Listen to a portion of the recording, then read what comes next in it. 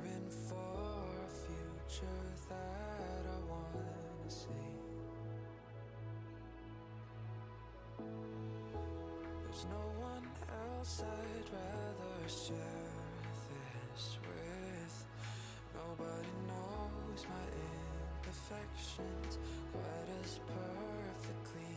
You guessed it, it is you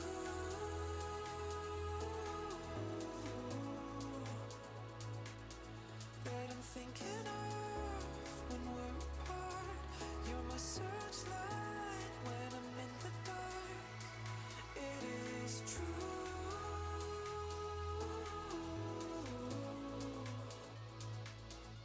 I'd give it all, I'd give my heart. You're my searchlight when I'm in the dark, when I'm in the dark.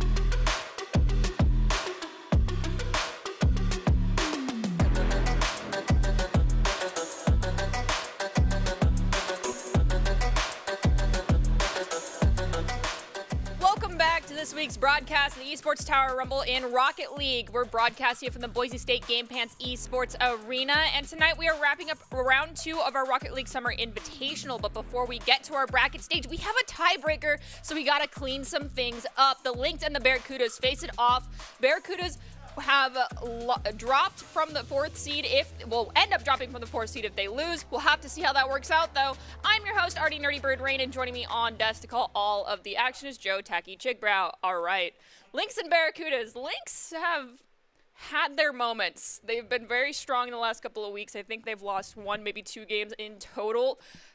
Go multiple matches in a row without going undefeated, and then we'll end up losing at the end. So I put those losses to exhaustion. So today they get to start out fresh and clean and new, so to speak, if they took showers, going against the Barracudas. How do you think this is going to work out for them? Gosh, I think it's going to be quite the battle, to say the least. Barracudas are definitely not a team that we've seen in the past falter too often.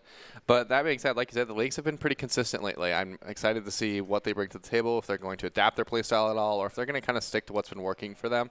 You have to ask, with those devastating losses here and there, if they are going to make adjustments, or if they're kind of stick to perfecting the strategy they've been working on for the rest of the season. Well, if Coach Jake actually heeded my words of advice and got in their ears over the course of the last week, let's hope we don't see them overcommit, over-rotate, and 3-commit onto goal-scoring opportunities, resulting in a complete breakaway play for the other side and resulting in them dropping the game, which is exactly their Achilles heel from last week that made them lose their undefeated streak. If you are new to Rocket League or need a refresher in general, here's how it works out for Esports Tower. It's 3v3 soccer, best of 5, round robin, single elimination, and then golden goal and sudden death. So if the score is tied and we have run out of that 5-minute timer, we will hop into a sudden death round where the first one to score a goal wins.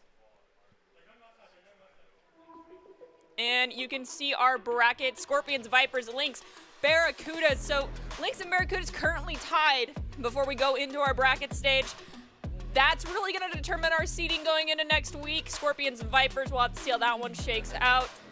I'm not going to ask you to place bets because I feel like your heart might be broken with some of these teams, because some of your steadfast go-tos have been struggling in the past couple of weeks. I know that you have been absent taking care of some stuff, but yeah, unfortunately, your Vipers aren't doing as good as they have in the past, so I'm going to break that news to you now. But I blame that on the roster quote-unquote shakeups that occurred that did not really occur. I'm looking at you, Lynx squad. Yeah, well, regardless of what's happening with the Vipers or any of the other teams that we've seen rise to power, it's fair to say that regardless, the teams that are here now definitely deserve it. Most definitely. And that's part of the kind of growing process, is having moments where things aren't working out the way you might want it to. So I'm excited to see what these teams have brought to the table that is good enough to bring down the Vipers that I saw last time I was here, which is very, very powerful team and a very dangerous team to give too much space on the middle end of the pitch. Most definitely. I can't believe you just used that word. I cannot believe. Which word? Pitch, because that was one that cropped up in last week's broadcast that both Jem and I attributed to Dave being involved with this, because Dave lives in Wales. He is one of the people that work for Esports Tower. And that is not typically a term you use when referring to, AstroTurf. But at the end of the day, I'm an uncultured heathen who just lives in Idaho and is from Washington. So that's how I talk. It's a field at the end of the day. But with that being said, we want everyone to have some keys of advice from Doc Haskell, and those are going to be coming from Esports Tower. Those keys to the game are: create mistakes, punish the overcommits, play the walls better, and demo to disrupt. Score pro advice at esportstower.com, where you can improve your game sense, improve your team play, and improve your performance under pressure. You'll get matched with great players and professional coaches to help you rank up. Those are Doc's keys to the game, but for everyone that's currently watching on Twitch, we want to make sure that all of you support your team, celebrate their successes, and be respectful to the other fans. Mods will remove anyone who violate these chat rules. After all, you never know who's actually watching that chat and who is playing moderator for the day. Sometimes it's me when I'm not on desk, and sometimes it could be the one and only Doc Haskell. So watch your language. Make sure you're being nice to one another, because at the end of the day, we're all just human beings, right? Oh, for sure. Okay, so our first match, as we mentioned, we've already alluded to, is going to be very exciting. Lynx taking on the Barracudas for a tiebreaker. This is, I'm not trying to put pressure on anyone here, but when you're at a tiebreaker before we go into official bracket layout, it's really important that you come out on top, because this determines whether or not you are going to be having an easier first game and going into a bracket series, or a harder one. So best of luck to both these teams. Lynx, I really hope you clean up those overcommits before we jump into this first 5 minutes. Yeah, definitely. I'm looking forward to seeing some clean Rocket League, especially in the middle end of the field. We've seen that be kind of the make or break for a lot of teams, is how much they're actually pressuring that end. Are they letting them get too much space, or are they making it too easy for them to get out of their defensive end? And I'm excited to see if they are going to kind of adapt to it or focus more on those passing plays. I can definitely tell you the Lynx are very good at making sure that they have that midfield control, but that midfield control comes with the caveat of them being at the mid and then all pushing into the back third of the other team's side of the field, as opposed to making sure that someone stays at the mid. We'll have to see how this works out here for them, as we have Cran dunk the ball down, but it goes to Thrift, who leaves it, I believe, to go to Adrift. Shot off the backboard's going to be thwarted and taken away. Ball still in the back third of Barracuda territory. Jumps over Cran, but then Quez is there to be the saving grace and pulling it into the corner. Plays around Adrift at the mid. We're going to have Wild push up, try to challenge Greed now in the back third of Lynx territory. Wild's trying to push it out. It's not able to do anything else, so Cran will push up. Quez gets the pass off of Cran, and a mistake on the defensive end from the Lynx will lead the Barracudas to take the first goal in this best of 5. Going into the kickoff, we have Cran once again getting the first touch off the wall. Shot to Quez, hits the top crossbar. Angle was just a little bit too high. Greed tried to go for the reset. Quez unfortunately just could not get the angle to chip the ball in. Greed goes for the top crossbar yet again. Too high of a shot on goal. Ball at the mid. Quez has a little pressure being put on them from Thrift. Ball shot into the midfield where Adrift is going to try and corral it. They have a little bit of time, but took too many touches, so Greed's going to take it away now in the back third of Lynx territory. Wilds will be the saving grace, sending the ball back to the mid. Quez keeps pressure to pass down the Wilds, will give them a little bit of space, but Cran will take the shot in open net. A bad clear will lead to another opportunity for the Barracudas, putting them up 2-0 in a comfortable position in a safety spot heading into these 4 minutes left in the game. And now the pressure is on the Lynx to get out of their end and keep the pressure on. Otherwise, the Barracudas are going to run away with this game. 2-goal lead very early on can either mean that that scoreline is just going to run away in favor of the Barracudas, or from now we're going to hit a stalemate where the Lynx just struggle to find and try to find extra goals. Thrift is going to find the first one for the Lynx as I'm mentioning that. 2-goal lead early on, difficult to maintain because we have more than half of this first game still remaining as we go to this next kickoff. Pressure is now converting. The Lynx are keeping control in the midfield. A pass from Adrift to Thrift will be cut off by Quez. Takes it downfield on his own, but Wilds will be in the way. The block will go mid. Greed has an opportunity to shoot. He does not quite get past Adrift, so now Cran is up. The block goes out to the corner and nothing else can be done. Thrift looks for the clear past Quez. Thrift has 2 members of the Barracudas putting pressure on them. Ultimately, it's going to be Quez who ends up getting a few touches on the ball, but can't get it past midfield as Thrift stops it. Double commit between Greed and Quez will allow the ball to finally find its way back into the corner in Lynx territory. Shot on goal. Double commit. 2 defenders inside the goal box. Not punished immediately. No one got demoed, but they were pushed around quite a bit. Barracuda still only up by 1. Ball is in Lynx territory. Greed shot over to Adrift. The blocks is in the way. Cran will take a bad 50-50. He'll shoot all the way down his end. Now Greed has to play defense for a little bit. Wilds is up to get the pass out mid. Adrift takes the shot, but Quez is in the way. The double commit from Barracudas could prove disastrous, but Cran is able to stall and get out in time. Ball is in the corner. Greed has double pressure on them. It's going to just skirt right in front of the goal. No angle needed there for the Lynx. Thankfully, they didn't take any touches. Could have been disastrous. Popped up in the back corner. Still in Lynx territory. Ball is high in the air. Thrift and Quez go for the challenge. Quez gets a beautiful dunk down, but the angle was just not quite right, and there was no follow-up from his teammates. Ball a crossing midfield stripe. Greed's going to elevate to stop Wild's assault onto their goal, but the overcommit again. Quez with the breakaway play. We see the Barracudas find their third goal, up by 2. 2 minutes, 6 seconds left. Midfield control in favor of the Barracudas, and it's paying dividends for them right now. Cran now tasked with getting it towards the middle end of the field or going for a shot of his own. He goes for the flip reset, gets the tap, but does not get past Wilds. Not strong enough. Thrift bangs it downfield. Quez is up. Greed is also up. A double commit. It could be open. Adrift takes the shot, but it's wide. Thrift will go for the shot himself and is unable to get it. Now Cran looks for the banger clear downfield. Wilds is up. Barely gets it out in time. Adrift takes the shot, but is blocked by his own teammate Thrift. Maybe a bit of a miscommunication, and now the ball will pitch out towards the Barracudas' defensive end. Cran tries to go for it, is not going to be able to get a touch. Adrift did not either. Ball's kind of rolling around lazily in the corner. Double commit between Lynx members means no one's available for the center pass. Instead, they're going to go for the demo. Adrift tries to elevate, loses possession. All 3 members of the Barracudas currently bunched up, looking for a breakaway opportunity. Quez finds it, gets it around 1. Pinch play off of Quez results in Adrift managing to elevate, sending the ball back into the corner. Reset, crossing midfield stripe, but Cran is rotated back to make the save.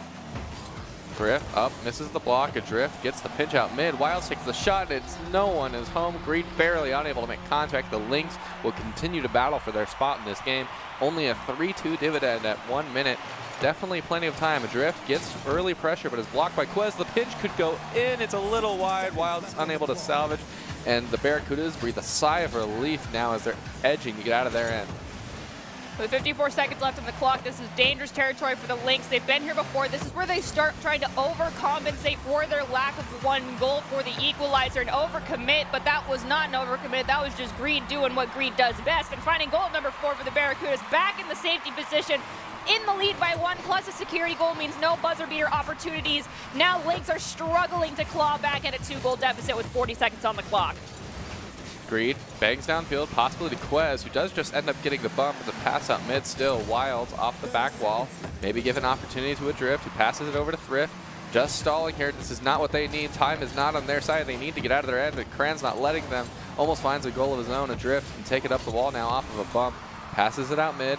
No one's in the way. Greed misses. Thrift gets the block, an opportunity here, but Cran, they won the 50-50. It rolls in, and the Lynx are still in it. They have 11 seconds to find this tiebreaker. Otherwise, it will be left in the dust going into game 2. I really hope we don't see anyone try to do anything flashy when that ball, when the timer hits 0 and attempt to get an extra goal for their side. I'm looking at you, Barracudas, because if you do that, you could open up the field to allow the Lynx to find an extra one themselves. We have no time left on the clock. It is now just ground the ball and call it good. Greed did look like they were trying to pass to Cran, but I'm going to say that was a dunk down to end the round. And with that, Barracudas walk away with the game 1 victory.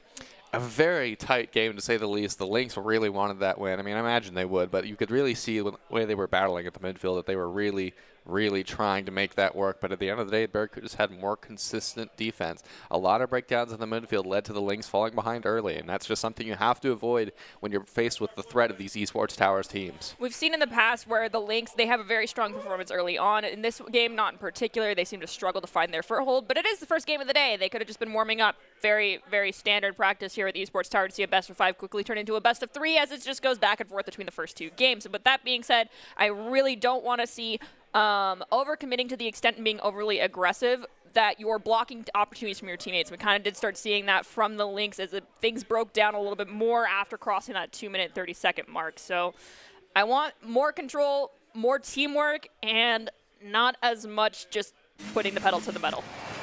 Definitely have to agree with you there, Artie. The fundamentals are going to pay super well out this series, as the midline end seems to be the biggest killer for the Lynx, but if they focus on not panicking and just keeping control of the play and playing back when they need to, they should be fine.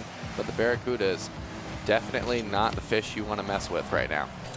Cran tried to go for a beautiful carry into the goal, but they were disrupted by one of the Lynx defenders. A little bit slower action here happening, not as many 2-car pileups immediately. Cran in the corner is going to try and go for the center reset to a teammate, but instead it's going to end up with Wilds who passes the ball forward, trying to get it to a drip. Thwarted. Now Quez goes for the shot, and it's nobody's home. That's goal number 1 for the Barracudas. A fantastic redirect will put the Barracudas ahead again. They're feeling it right now, but they still have 4 minutes and 20 seconds to hold their lead. So Lynx have to feel not bad yet. Greed goes for the challenge against Wilds. Wilds wins it cleanly, but now has to get it around Quez, who easily snags it off the wall, dragging it down past Adrift as well. Thrift's going to go for the challenge at the midfield. Instead's going to take out the challenger. They're going to be responded to by Cran, demoing 2 of the Lynx on their offensive assault here. Respawns have happened, but the reset needs to come out. Cran goes for the shot on goal. It's going to be too high and too slow. Wilds tries to ground it. Quez goes for the challenge. Ball hits midfield. Cran and Greed are first to be there, so Adrift has to back off and be ready for defense. Quez will be in the way of this. Adrift tries to block, but is unable to, so Quez can follow up on the wall to himself. Gets a 3rd tap. Unable to do anything more with it. Bumps his own teammate. A miscommunication. No! Some greed from Quez there will lead to kind of a missed opportunity for the Barracudas, but they're definitely not out of it yet. They're still ahead. They just have to get those rotations back in line. Otherwise, Lynx are going to run away with it. Had a beautiful tee-off play there from Cran's hood by one of their teammates. I want to say it was Greed, because Cran did not have any boost. They had no choice but to rotate back towards the defense position. Quest is going to come in, go to a great pinch off the ground, and their teammate yet again. Greed's going to try and come help out as there's a double defender commit onto Quez's pressure. Ball is going to be reset to the midfield. Thrift's going to be the first to get a touch on it. Quez tries to go for the redirect, but not enough momentum. Ball hits the top corner. That crossbar being nobody's friend, but was the saving grace for the Barracudas. They're maintaining their 1-goal lead as we're almost hitting that halfway mark. Adrift barely misses the shot. Quez takes it up to himself. Past 1. Wilds will be able to block, however, Adrift maybe for the pass mid. Pass over to Thrift. Finds the backboard, but nobody home yet. Cran will be able to get it all the way out. Quez Now taking it downfield has Greed to his right, is unable to do anything with it though, so Greed has to play back and force the backboard touch. All three members of the Barracudas are getting corralled here in front of their own goal. They will not have the easiest opportunity to find a breakaway play if the Lynx maintain this much pressure. Greed, though, off the ground is going to play to round one. Does have Thrift come in and take the ball away for a few moments. Quez elevates, hits the ceiling with that ball. Wilds has a whip on their elevation line. Cran to come in. Can they get the redirect? They will! Absolutely beautiful for the Barracudas. A nice double tap backboard read from the Barracudas will put them into that safety position that we discussed earlier. And now with only 2 minutes and about 10 seconds left on the clock, Lynx are starting to feel the pressure again. They have their work cut out for them. It's more than doable, but something has to change. With the amount of time it's taken for these goals to find the back of the net, it means Lynx have made some adjustments, but now this is where I do say the 2-goal lead is the nail in the coffin for most teams. There isn't as much time left, and Quez is going to make that gap even longer, bringing them up to 3 goals, minute 53 seconds on the clock. It's a lot harder to counter a deficit when it's that large this late in the game. That's why the early 2-goal lead doesn't mean as much as it does once you've crossed that 2.5-minute mark, and the back half boost starts to kick in for some teams, and right now the Barracudas are receiving it in full force. Quez going for another clip shot. Cran will pass out mid, stalled for a little bit. Greed is up and challenged by Thrift, who does get beat, so now Quez has to play defense a little bit, keeps it on their end just a little bit longer. Adrift passes it over to Cran, who gets the bang to the corner. Now looking for a pass out mid. Wild will clear it instead. Unable to do anything else, so the pass will go to Adrift, who then looks for Wild. The shot maybe, a little bit off. And the Lynx now have to recreate that pressure. Ball is at the mid. Double commit between Greed and Quez results in a loss of possession for a few moments. Quez tries to rekindle that possession but can't. Wilds pushes it forward. Cran off the defensive back rotation, pushes the ball into the corner, has Greed try to corral it, can't. Quez will elevate, get demoed in mid-flight. Allowing Wild to push forward to the midfield. Stripe challenge from Greed results in ball going right into the back third of Lynx territory again as they're struggling to find the chance to get a breakaway. Finally, Adrift will get it for the Lynx. A spill out, past Thrift. Greed has an opportunity, pass it off the wall, back to himself, takes the shot. Wilds is barely up. They're not safe yet. It's still in a dangerous position. Adrift crosses the field with it. Now Quez has a little bit of time. A massacre on the orange end of the field. A couple demos, maybe an opportunity here, maybe a getaway, but Adrift is barely able to get back off the respawn. Now Cran looking for the touch from Greed, but is unable to do anything else. Thrift passes it to Cran, who gets the shot towards the backboard, barely not in. Wilds finds the save at the very last moment, and now Barracudas having to reset, get boost, and try again at this next offensive push. With 9 seconds left on the clock, this looks like a GG go next for the Lynx. Perhaps they can get one morality boost goal for themselves, but even if it's a buzzer beater, this is going to be a victory for the Barracudas. Quez, though, tries to find it, but the rules of the game still in place. Has to fully cross that goal line in order to result in one. So with that, Barracudas walk away with a Game 2 victory and a 3-0 sweep. Hello, everyone in the arena. Nice to see you all. Wow, I'm not sure if that is kind or if you're rooting for the Lynx. I'm going to say that you're rooting for the Lynx since they do typically have quite the fan squad when it comes to friends and family for them. However, right now, Barracudas are in our match point with 2 wins under their belt. It's a best of 5. They only need one more. Do you think the Lynx can turn this one around? The Lynx are in a do-or-die situation now. They have to win every game from here on out. I mean, no pressure, but there is pressure to some extent. If they're going to make this work, they have to do the reverse sweep. And honestly, unless something gets fixed that from the last 2 games we were saying is a big problem, I don't think they can do it. The Barracudas are looking very clean right now, and the Lynx just have too much work cut out for them. They need a really good pep talk from their coach, Jake, right now. Yeah, and the only thing I can say at this point is probably something that a lot of people here have heard us say, which is, treat it like it's game 1. Treat it like it's 0-0. No one is winning. No one is losing. This is the brand new start. And honestly, I want to see more things. They're doing things with the purpose, which is what I ask for from most of these esports tower players. But I want to see more communication. You can see communication breaking down on both sides when we see double, triple commits, people getting in the way of each other's passes or goal-scoring opportunities. So let's not be greedy. Let's focus on teamwork and good rotations going into this next game. Lynx, best of luck to you guys. You have a reverse sweep opportunity, but you have to play borderline perfect Rocket League for it to come out in your favor. The question is, can you do that? Well, these next 5 minutes are going to tell us. Going into Game 3, the Barracudas still looking like a scary roster, but the Lynx have their past, have their kind of rep. So they're definitely not out of this yet. Wilds with a shot that will get blocked by Kran, so he gets to play it back himself. Looks for the bang past one. Oh, they're tangled up on each other, going for boost on the side, and Wilds and Thrift will end up leading to the goal scored on them this early on, 13 seconds in. Okay, but we've seen Thrift and Wilds both redeem themselves very fast off of situations like that.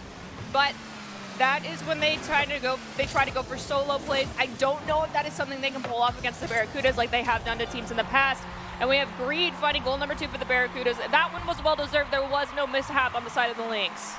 A good passing play and a great shot by Greed into that top corner. So difficult to save. I have to say that every time they get the top corner shot.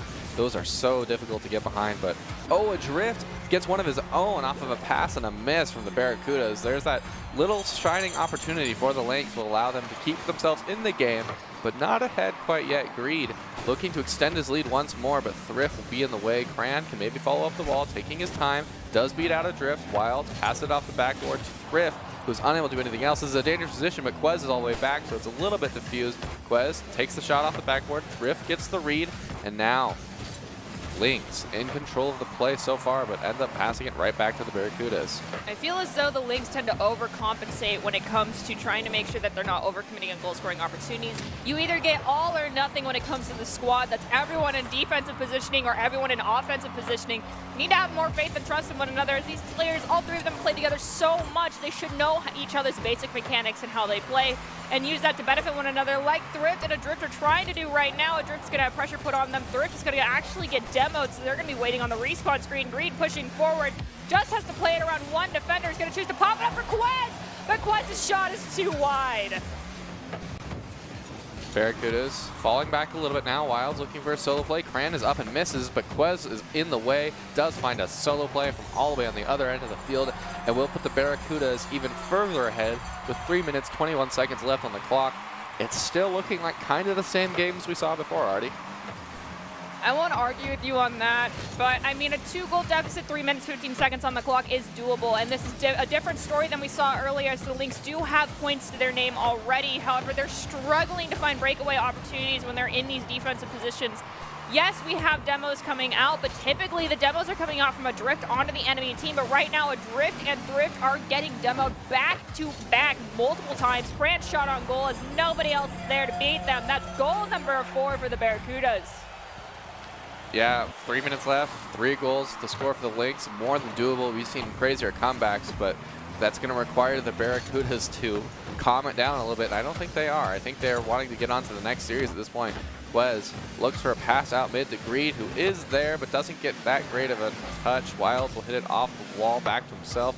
A good clear out. Thrift is maybe able to follow, but Kran is in the way. An opportunity here for Quez. Maybe goes for the solo play. Looks like an air dribble. Goes for the flip reset instead. Oh, almost plays it past all 3 of them. Kran takes the shot off the sidewall. Is not good. Wild will take it down the field. Quez has to be in the way, but he's unable to. The far corner snipe. The Barracudas caught overextended. We are back to that 4-2 scoreline that we knew all too well from the first game. Stop overextending, please. That is such a simple thing to fix. Communicate, make sure your rotations are clean. I do not want to see a game lost just due to a basic mechanical mistake being made by players time and time again.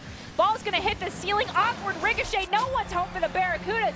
And now the Lynx are in 1-goal territory to equalize this out with 2 minutes and 9 seconds on the clock.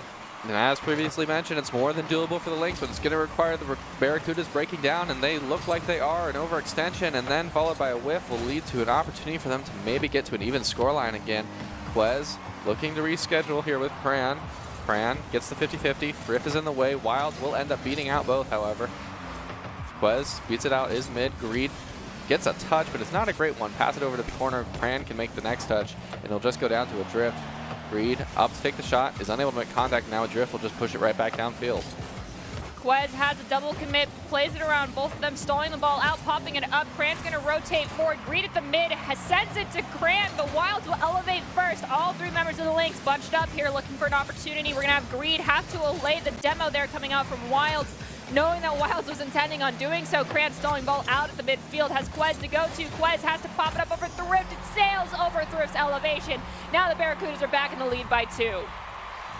A battle to say the least, and just if the Lynx were up by 1 more goal, this would be much closer, but seems like the back and forth goals are not in their favor due to the 2-0 lead going against them early on. And a double commit from a panicked opportunity from the Barracudas will lead to no goal being scored at all instead of just playing patiently. Now Quez looks for yet another solo play. He's feeling it tonight. Goes for the flip reset down the green, but is unable to do anything else. Adrift looking for the redirect out mid. Does get the pass over to Thrift, and a banger shot will find the back of the net. 5-4, 1 minute left on the clock-ish. And now the Lynx can't give up any more goals. They have, the time is working against them a lot faster than you might think.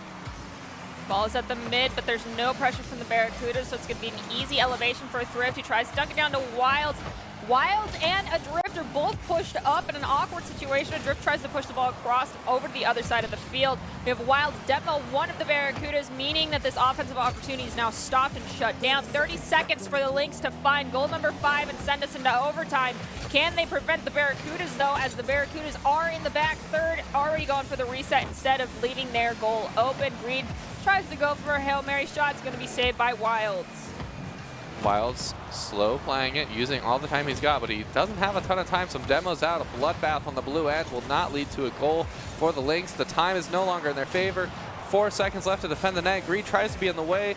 Quez will end up saving it instead, and now the ball rolls off the wall. This is not looking good. Wilds has to keep it up. Cran just has to get in the way. Adrift misses, and that will end the series. A 3-0 sweep in favor of the Barracudas. A well-fought game at the end, to say the least, but definitely could have been a lot closer if the Lynx had figured out their defense a little earlier on. You really cannot spend 15 minutes warming up. That's something that needs to happen before your match even starts, and it really felt like the Lynx were trying to get a foothold for those first 2 games, and by the time they found it in game number 3, it was just too gosh darn late. Yeah, definitely something clicked a little bit more towards the end, but those first 2 minutes, it felt like, for both the Barracudas and the Lynx, kind of felt like they were run by the Barracudas in all 3 games, and at that point, you have to go back to the drawing board a little bit. Did we not warm up well enough? Were they just outplaying us with their pressure early? What was it exactly that led to those decisions ending up the way they did? I really think it comes down to communication and team play. That was the Achilles heel for the Lynx. They're used to being able to, really is Thrift and Wilds that are a dynamic duo, with Adrift kind of looping in there as being the powerhouse demo demolition expert and just taking people out and rotating back when needed. But that rotation back is not happening fast enough more often than not, and that's resulted in the games that they have lost thus far, and again against the Barracudas. And then just getting too greedy on goal-scoring opportunities as a whole. We have double commits, triple commits, and then over-committing in general, resulting in breakaways for the enemy team. So got to really clean up those opportunities and stop playing greedy. I understand the other person on the other team's name is greed, but doesn't mean you need to also pick that play style up. But really, it's a team game, and you need to focus on the fact that there is 2 other people on that field with you. Yeah, that at least. And part of that not passing and working together really translated into their midfield. You saw they tried to get these boomer clears several times to get out of their end. It just wasn't working. Cran especially, but Cran and Greed were in the way constantly. They were getting up for those high clears, and they were banging it right back towards their end. They don't really have to get that great of a touch. They just have to keep pressure. So if you're not working together and passing to each other, it's going to be a nightmare to get out of your end. Most definitely. Well, we're going to, that's the end of our first tiebreaker. I do believe that's the only one we have, but we still have more games left before we jump into our bracket stage. However, before we do that, we will take a quick break, I believe, is what I just got to hear from production. I'm a little deaf right now and a little blind because I don't have my glasses on. Yeah, so we're going to take a quick break. We'll be back here in just a few minutes. Growing up in Idaho, we have certain rules we live by. First rule, camouflage never goes out of style. And always buckle up. Seatbelts save lives. That's a rule we can all live by.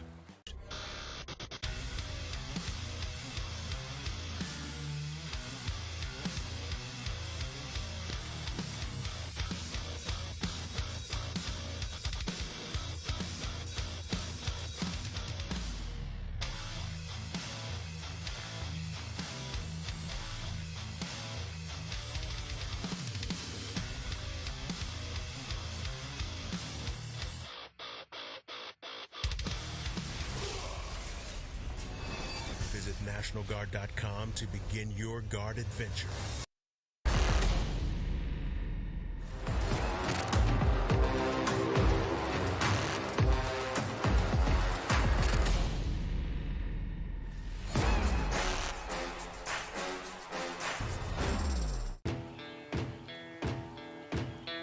Here are a couple lessons I've learned over the years.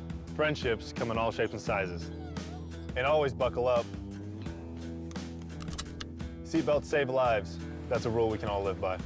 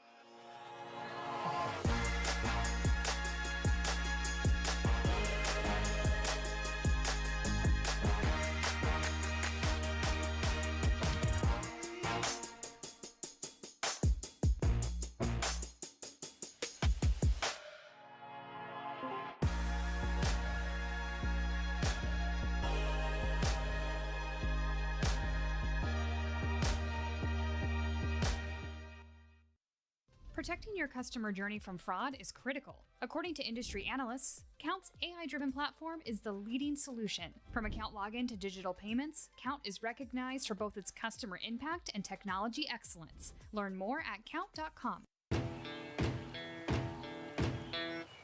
Growing up in Riggins, we have certain rules we live by. Look both ways before crossing the street. Fishing stories get better the more you tell them. Small town life makes your life anything but small. Never work alone when you go hunting. And always buckle up. Seatbelts save lives. That's a rule we can all live by.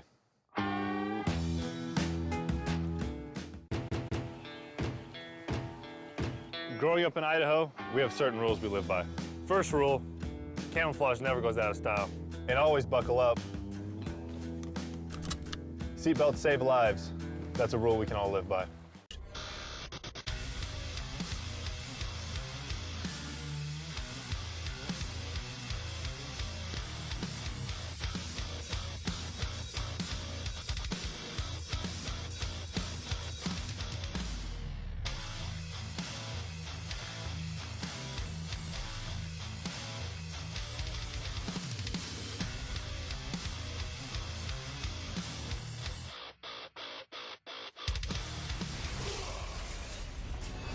Visit NationalGuard.com to begin your guard adventure.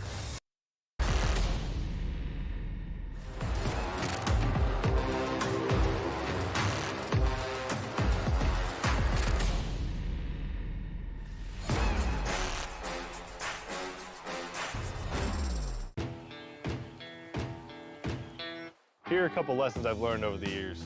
Friendships come in all shapes and sizes. And always buckle up. Seatbelts save lives. That's a rule we can all live by.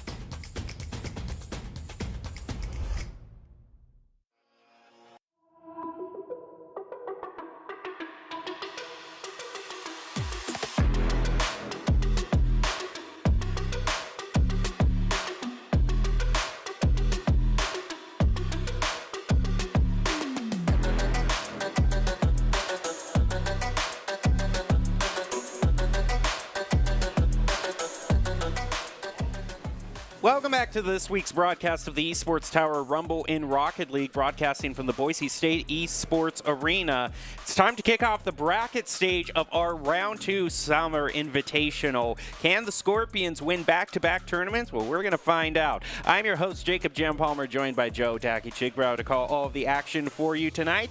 And before I jumped in, you and Nerdy were watching the tiebreaker game. So what really stood out to you in terms of the two teams that you saw fighting it out? They both made some similar mistakes here and there, but what stood out to me the most is the aggression. To a fault and to an avail a lot of the time, the Barracudas were able to catch up with that aggression a little bit more through just generally understanding how to bubble around midfield, make it hard for them to get out of their end. But at the end of the day, their aggression also led to a couple times where they were overextended, and there were some easy low rollers that just kind of went in with no one there to get in the way. Yeah, it's a ton of story we've seen time and time again. Rotate too far up the field, get your open goal scored on.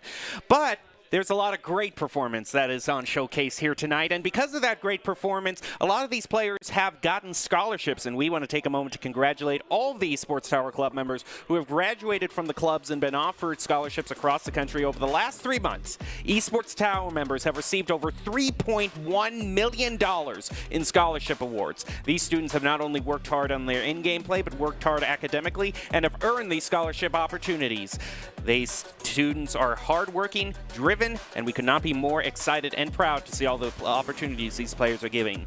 And for the players in the tournament currently, to help them perform at their very best, we have Doc's keys to the game in Rocket League presented by Esports Tower, and that's going to be to create mistakes, punish overcommits, play off the walls better, and demo to disrupt. It's brought to you by Esports Tower. Score pro advice at esportstower.com. Improve your game sense, improve your team play, and improve your performance under pressure. You'll get matched with great players and professional coaches to help you rank up. So with the tiebreaker match we saw earlier wrapping up, now we move into the semifinals of this tournament. We'll have 2 semifinals, and then we'll see the finals to see who wins this tournament. It's going to be Scorpions versus Vipers on deck. Yeah, definitely excited to see what they've got. We haven't seen either of them today, but the Scorpions, definitely not a team we've seen a lot of, I feel like, in the past in terms of these final echelon teams. But it's exciting to see some names pop up in a more aggressive light this time, to see some teams just evolve a little bit more. And if the summer season has been anything to judge by, the Scorpions really have been sleepers because they have just sprung up, even though you might not notice them at first. They sprung up to have a perfect record in the group stage. We can see their players right there. Gababy, Nano, and Protato going up against Toke, Enzo, and Z-Hydra. So will the Scorpions be able to continue their perfect record in the group stage? They won the grand finals in round 1 and are looking to be back-to-back champs in round 2 of the Summer Invitational. So we're going to jump right into the first game here as soon as we can. Once again, Scorpions versus Vipers, first semifinals of this Week 2 championship. Let's jump into it and see what these players can offer as we drive out of the garage toward the stadium of adoring fans, and actually toward the train station, I should say, as I always like starting out on Grand Central. It's just, I love it so much more than the default stadium, so already I'm in a good mood for today. All 6 players on this field right now are pretty well-known players in terms of Esports Tower. Very, very well-developed players with lots of mechanical skill and lots of rotational skill around them. I'm excited to see what kind of fireworks we see regardless. And now, right off the bat, we have a lot of pressure in favor of the Scorpions. Zydra has to play some last-minute defense to try to keep it out. Unable to do anything else, however, so Protato will push it out a little bit further, looks for the pass out mid, is unable to do anything else, so Nano will barely be out of the way, and now Baby is forced to play defense, but they end up just leaving open, and Zydra shoots into his own net off of a poor redirect, and the Vipers, I believe, will fall behind in this first minute. And Scorpions in a very familiar position that they're used to. It might be equalized, though, off of the kickoff. Just going to be denied by Protato. He's going to bounce it off the wall. And now they're going to fight over side control in midfield. A demo is going to come out into midfield as well. Looks like that was on the Vipers. But Enzo, despite the demo, is going to leave it for Toke. Quickly trying to tie it up. They're doing everything they can to try to get back to an even playing field. But so far, Scorpions have denied them. Scorpions looking to keep pressure on, not give them a lot of space. Zydra will push it out, so Nano has to fall back a little bit. Maybe a bit of a miscommunication, but Jababy is able to keep pressure a little bit longer. Potato bangs downfield to Jababy, who looks for the pass out mid, but is unable to make contact, so Enzo will cut in the way, and now he looks for a shot of his own. almost in the back, but Nano is able to barely keep it out at the last moment. Toke passing it off the backboard. Looks for an opportunity. Zydra finds a bump. No one's home to take the shot. Some big miscommunication there. An opportunity squandered, to say the least. And now Potato has the opportunity to push it out. Well, they're going to have to get more opportunities as we go forward here. About 2 minutes being burned off of the clock. Ever since that first shot on goal, the Scorpions getting that early lead, it has been all Vipers just pummeling 3 shots on goal toward the Scorpions, trying to make it 4 right now. Enzo and Toke are going to try to set it up. Again, looks like just a little bit of fumbling back and forth between who's going to leave it for who and trying to set up their plays. Bit of a bump there in front of the goal. Potato's going to head out to try to clear it. It gets denied, and the Vipers maintain their side control. But again, it just seems like kind of who's leaving it for who's trying to center it for who, is just not quite coming through, and that's really costing the Vipers opportunity to go. But here goes one, and it's almost going to find it, but Potato just barely finding the save. Baby will push up. Potato behind him, playing defense a little longer. Enzo looking to stall a little bit, does pass it out mid, but Nano is able to take the shot first. Toke kind of caught flat-footed, will lead to Baby finding a nice shot, a good pounce from a slow reaction from the Vipers defense, and now the Scorpions will pull ahead 2 goals and about half a game left to play. It's really got to sting for the Vipers, who have been fighting so hard just to get shots on goals, to be denied every time. And then for the one time the Scorpions managed to clear it, they score a goal. So now it's 2 minutes left to make up a 2-goal deficit. But Nano's going to try to make it 3 goals here, moving it, and it's going to be stopped by Enzo in front of the goal. But now Potato keeping the play going to center it up. Gababy and finds it. Gababy is just on fire right now, finding a hat trick. Gababy, we've seen over and over again, has been kind of the offensive prowess of every team he's been on. He's a very powerful and consistent offensive player. He doesn't go for those crazy shots too often, but he's really good at getting there fast and finding the surgical holes in the enemy defense. And now we're seeing it pay dividends for the Scorpions roster as he's found his hat trick in this series. Maybe looking for a 4th one off a pass here pretty soon, but the pressure will transfer in favor of Enzo. Demo in favor of Scorpions' goal. A little bit of fumbling by Enzo gives a bit of time for the Scorpions to recover, and Nano shoots it way back toward the Vipers' goal. Gababy is just waiting in the wings here for his shot, trying to set up something that's just a bit awkward. He had the boost if he wanted to make a shot, but just looked like he might have been setting it up for a teammate there. I'm not too sure. But nonetheless, it gives the Vipers enough time to clear and shoot on goal, but it's just off of the front post, and now it's going to be cleared back by Scorpions, who try to score in the open goal. Nano almost finds it, but fumbles at the last moment. Scorpions still in a 3-0 lead. Baby up to keep the pressure. Zydra playing a little farther back, is barely able to get the save, and now Gababy is trying to beat him out on the wall, gets the pass up mid, maybe looking for a solo play, leaves it instead. Potato will take the shot, and finally Gababy giving some room in the spotlight for his teammates. Potato finding a great shot off of a pass from Gababy, a good teamwork all around to lead to a 4-0 lead, and the Vipers just not getting a stranglehold on this game yet at all. Now with 40 seconds left, 10 seconds per goal, just about almost impossible. We have seen great rallies before, but with that final goal, the whistle is going to blow, the bell is going to ring, and I am afraid it is the bell tolling for the Vipers, as they are going to have to give up this first game, go to the next one. Not going to be able to make up a deficit that large in just 30 seconds. May be able to get a goal for themselves, though, to feel a little bit better, and you can't underestimate those either. Some nice pressure to swing back in their direction. Hopefully the game ends that way for them. That way they have that good vibe heading into game 2, but I doubt, honestly, at this point that this game is going any other direction than in favor of the Scorpions. No, I don't think. I think the Scorpions might just be the team to try to deflate any sort of that good feelings here. As you see, Gababy almost gets a shot. Potato again, and just a bit of a save from Toke is going to keep it at a 5-1. Maybe they're going to try to make it 5-2, but I don't see it happening there. And that's going to be the first game won by the Scorpions. Again, the undefeated team for the group stage. Just doing completely, almost perfectly, almost shutting out the Vipers entirely. And boy, I just have to say, I think the difference there was just the dependability of the teammates of being able to drive it home, the follow-ups on the shots on goal. It seems to be like Gababy is really fulfilling that role for the Scorpions, whereas the Vipers, they haven't found that. Yeah, I mean, I feel like they had a lot of pressure to that game, as you had mentioned kind of early on, but I think what ends up being their big issue is the quality of pressure. I think, like I said before, Gababy being that offensive guy for the Scorpions combined with good passing makes it really easy for them to find these quality passing plays and shots to go with it together rather than just a good pass followed by an okay shot or an okay pass followed by a good shot. Kind of all the pieces come together for offense for the Scorpions. So if they really want to find a way to break down that Scorpions defense, they have to do a better job of making their shots quality. Yeah, and it just seems also that the Vipers are just, there are too many times where I'm trying to ask myself, okay, well, who's it intended to go there? Was that to Toke, or was that trying to be to Enzo? There's just a little bit too much of that confusion going on for the Vipers that I can really see what they were intending to do. But like you said, they are good at putting on some pressure, getting some side control. So getting at least one goal in that first game can prove to themselves they can move forward here, hopefully turn things around as we're ready to head into game number 2 of this first semifinal. Vipers with the Scorpions. Scorpions lead 1.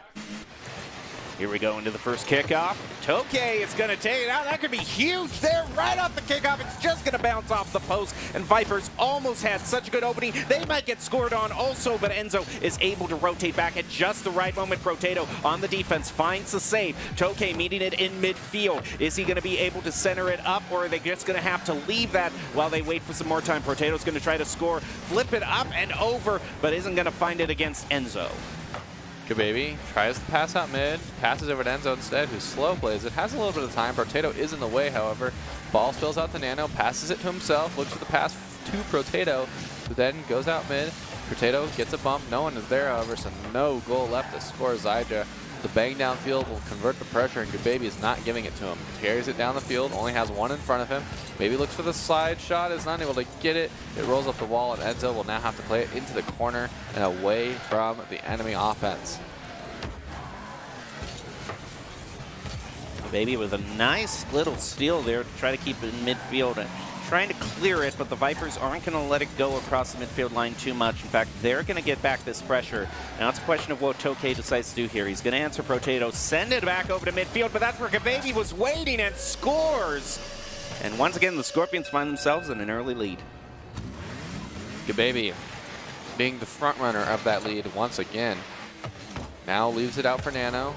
Drops it down to Toke, looks for the corner touch. Nano gets a pass out mid. Enzo doesn't make contact. That was scary for a moment there. Now Zydra has a little bit of space, but is beat out by Gababy. Another scary opportunity here, but Enzo's barely able to get in the way.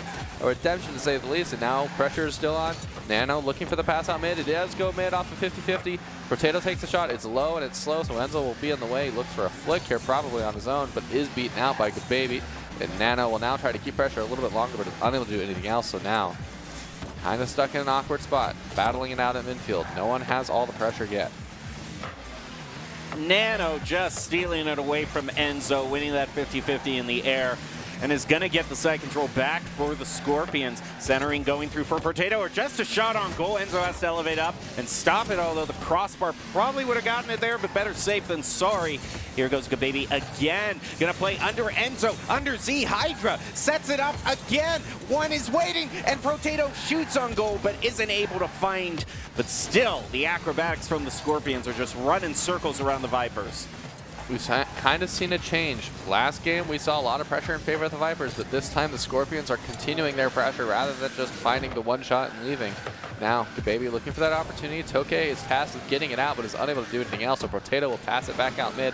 Zydra passes it back out. Nano looks for the backboard touch, follows it himself, but is unable to make contact. Gababy passing it mid again. Potato taking it slow, pops it up past one. Zydra has to be in the way. He is in the way, but it'll pass down to Gababy, who's barely blocked at the last minute by Toke. Enzo has to get it out, does get past one, and has a little bit of space. Beats the next on the 50-50, and now pressure's finally in favor of the Vipers, breathing a sigh of relief as they look for their own goal.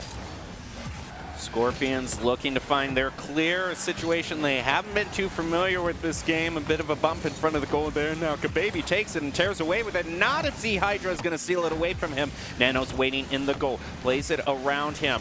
Ball is high and it's going to be punted right over toward the corner where they're fighting over the boost, and Enzo and Potato manages to get the final tap on that one and drive it back toward midfield. Nano sees his shot, gets it, and Scorpions go to 2-0. Nano will get his first goal for the series, but definitely hasn't been out of the picture. Been a pretty big opportunity for him every time on the midfield end.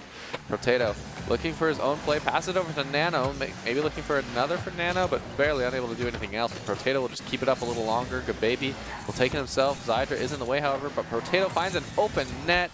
Oh no, a disaster situation, a misplay in the midfield from the Vipers, passing it out, but to no one. And so the Scorpions will jump on that. Way too much aggression in that team to give them that kind of opportunity. And this is what the coaches have been telling us about the Scorpions, is that they're really a team that it seems they start good and only get better as the tournament goes on. Not only did they win the tournament last week, but in this week they're outperforming their victory last week by not dropping a single game in the group stage.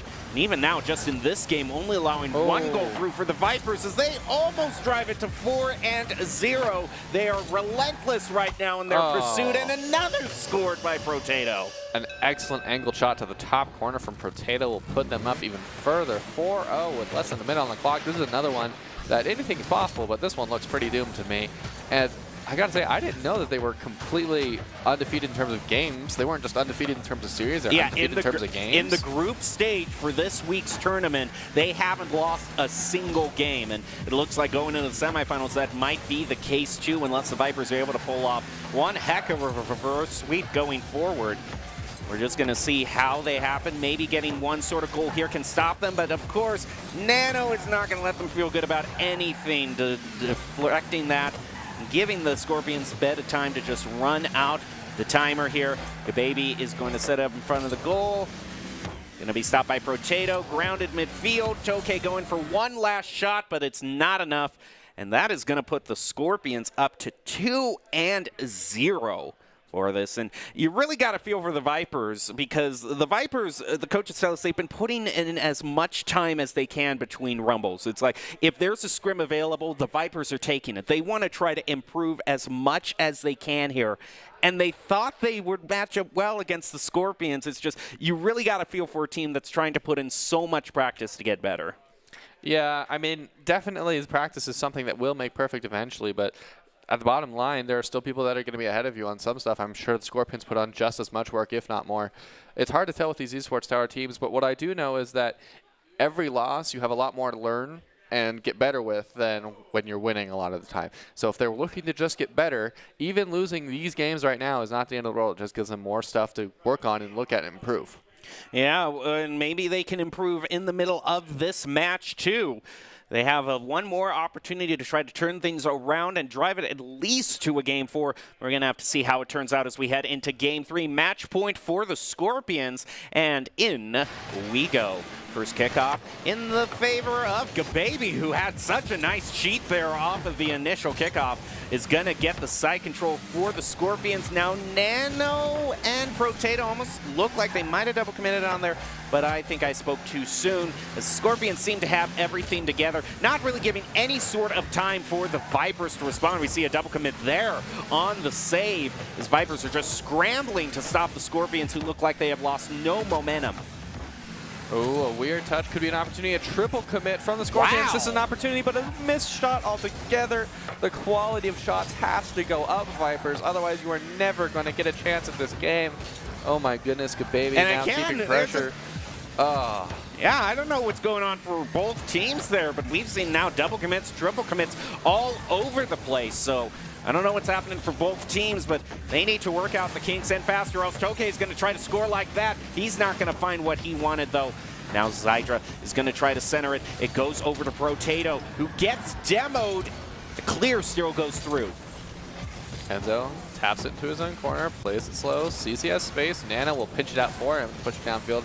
Potato, bad aerials, unable to make contact. It's double commit from Gababy and Nano. The communication breaking down a little bit. This is the kind of opportunities that the Vipers should be pouncing on, but they're just not able to do anything with it yet. Toke plays it around one in the corner, leaves it for Potato. Potato does beat him out. Nano has an opportunity, but Enzo's going to slow it down a little bit. Potato probably looks for the pass mid. Ends up getting a weird touch. Now Gababy will take a shot off of Enzo. Go 50-50 out. Pressure is in favor of the Vipers. Maybe no, but net, but Potato finds the last-minute save off the corner. Barely keeps it out. And we'll keep the scoreline at 0-0 at 3-minute marks.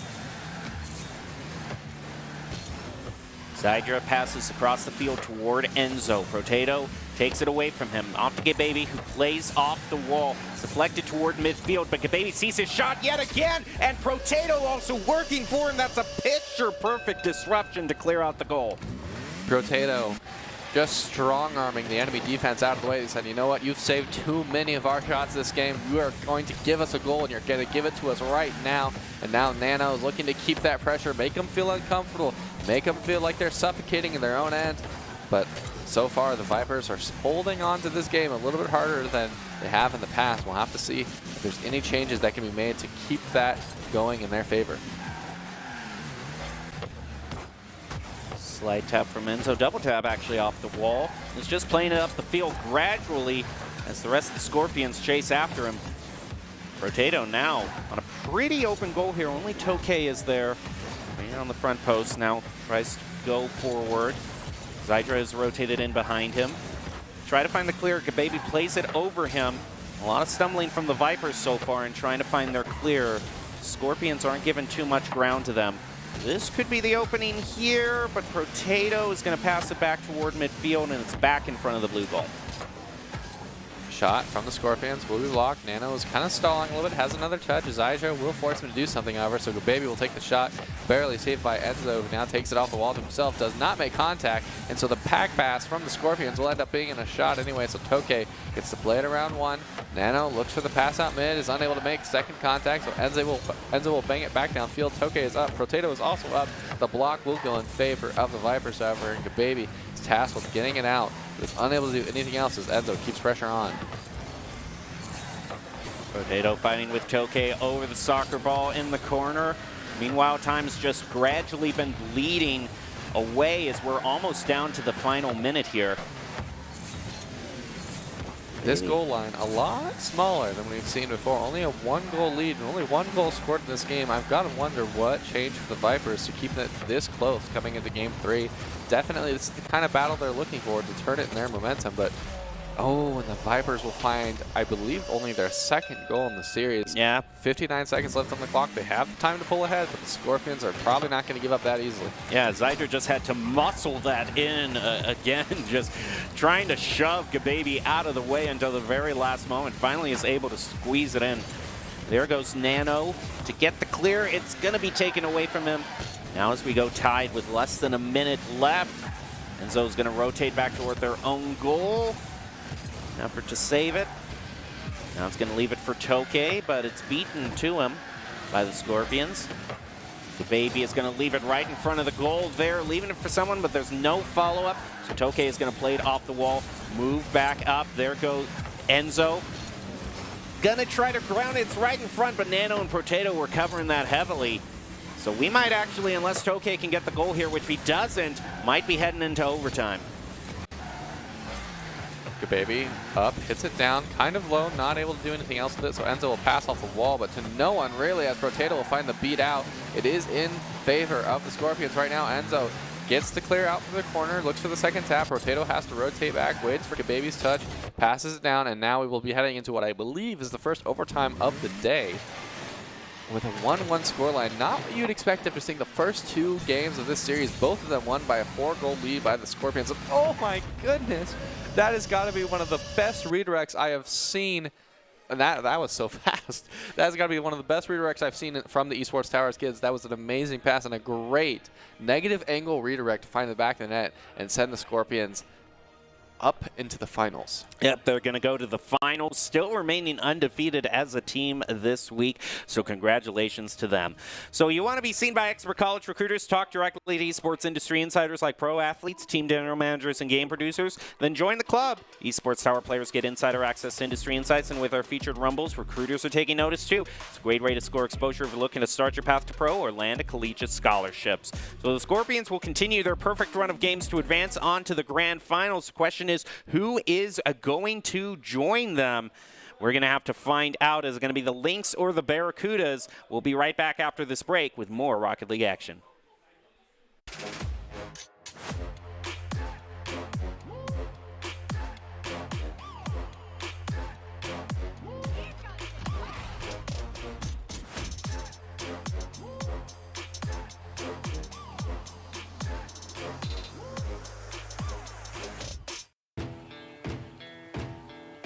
Growing up in Idaho, we have certain rules we live by.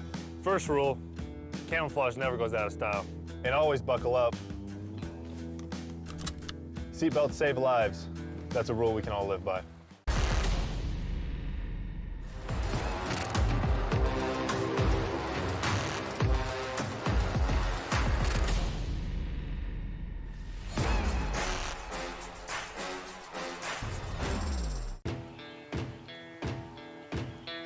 Here are a couple lessons I've learned over the years. Friendships come in all shapes and sizes. And always buckle up. Seatbelts save lives. That's a rule we can all live by.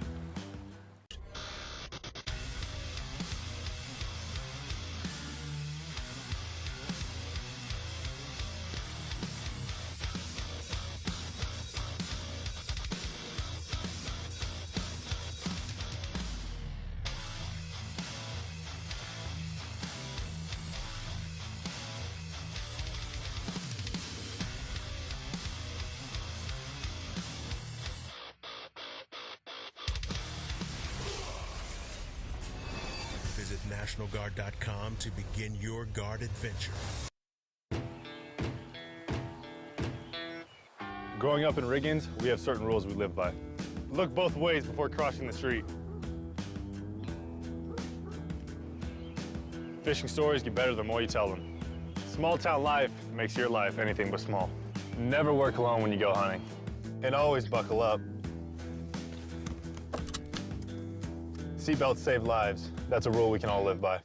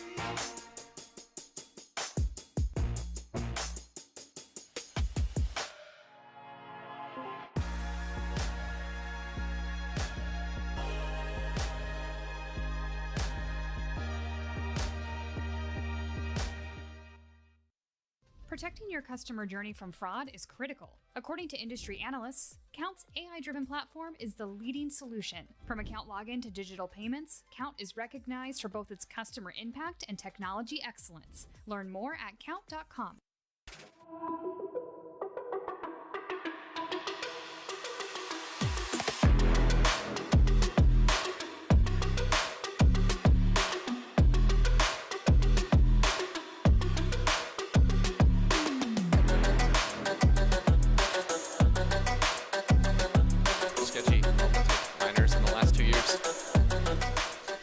Welcome back to this week's broadcast of the Esports Tower Rumble in Rocket League. We're broadcasting it from the Boise State Game Pants Esports Arena. The Boise State Esports Arena, excuse me. The Lynx have a chance to run the table in the group stage tonight. They are going to be facing off against the defending champs from round one, the Scorpions. I'm your host, Jacob Jem Palmer. Joining me to call all of the action is Joe Tacky Chigbrow. And before we get in, like I said, we have the other semifinals. We know the Scorpions are going to be moving on to the grand finals. And now we're going to find out who is going to be joining them in that face-off. It's either going to be the Lynx or the Barracudas as we head into this second semifinal.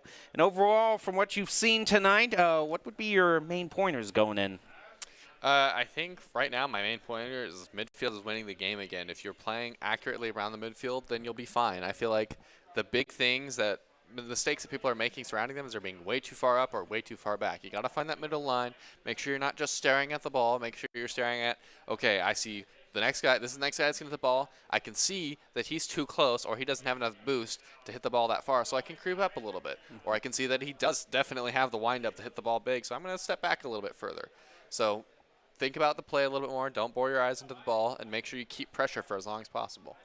Well, that's not the only keys to the game that we have here. We also have them from our very own Doc Haskell, head coach of Boise State Esports, and that's going to be to create mistakes, punish overcommits, play off the walls better, and demo to disrupt. It's brought to you by Esports Tower. Score pro advice at esportstower.com.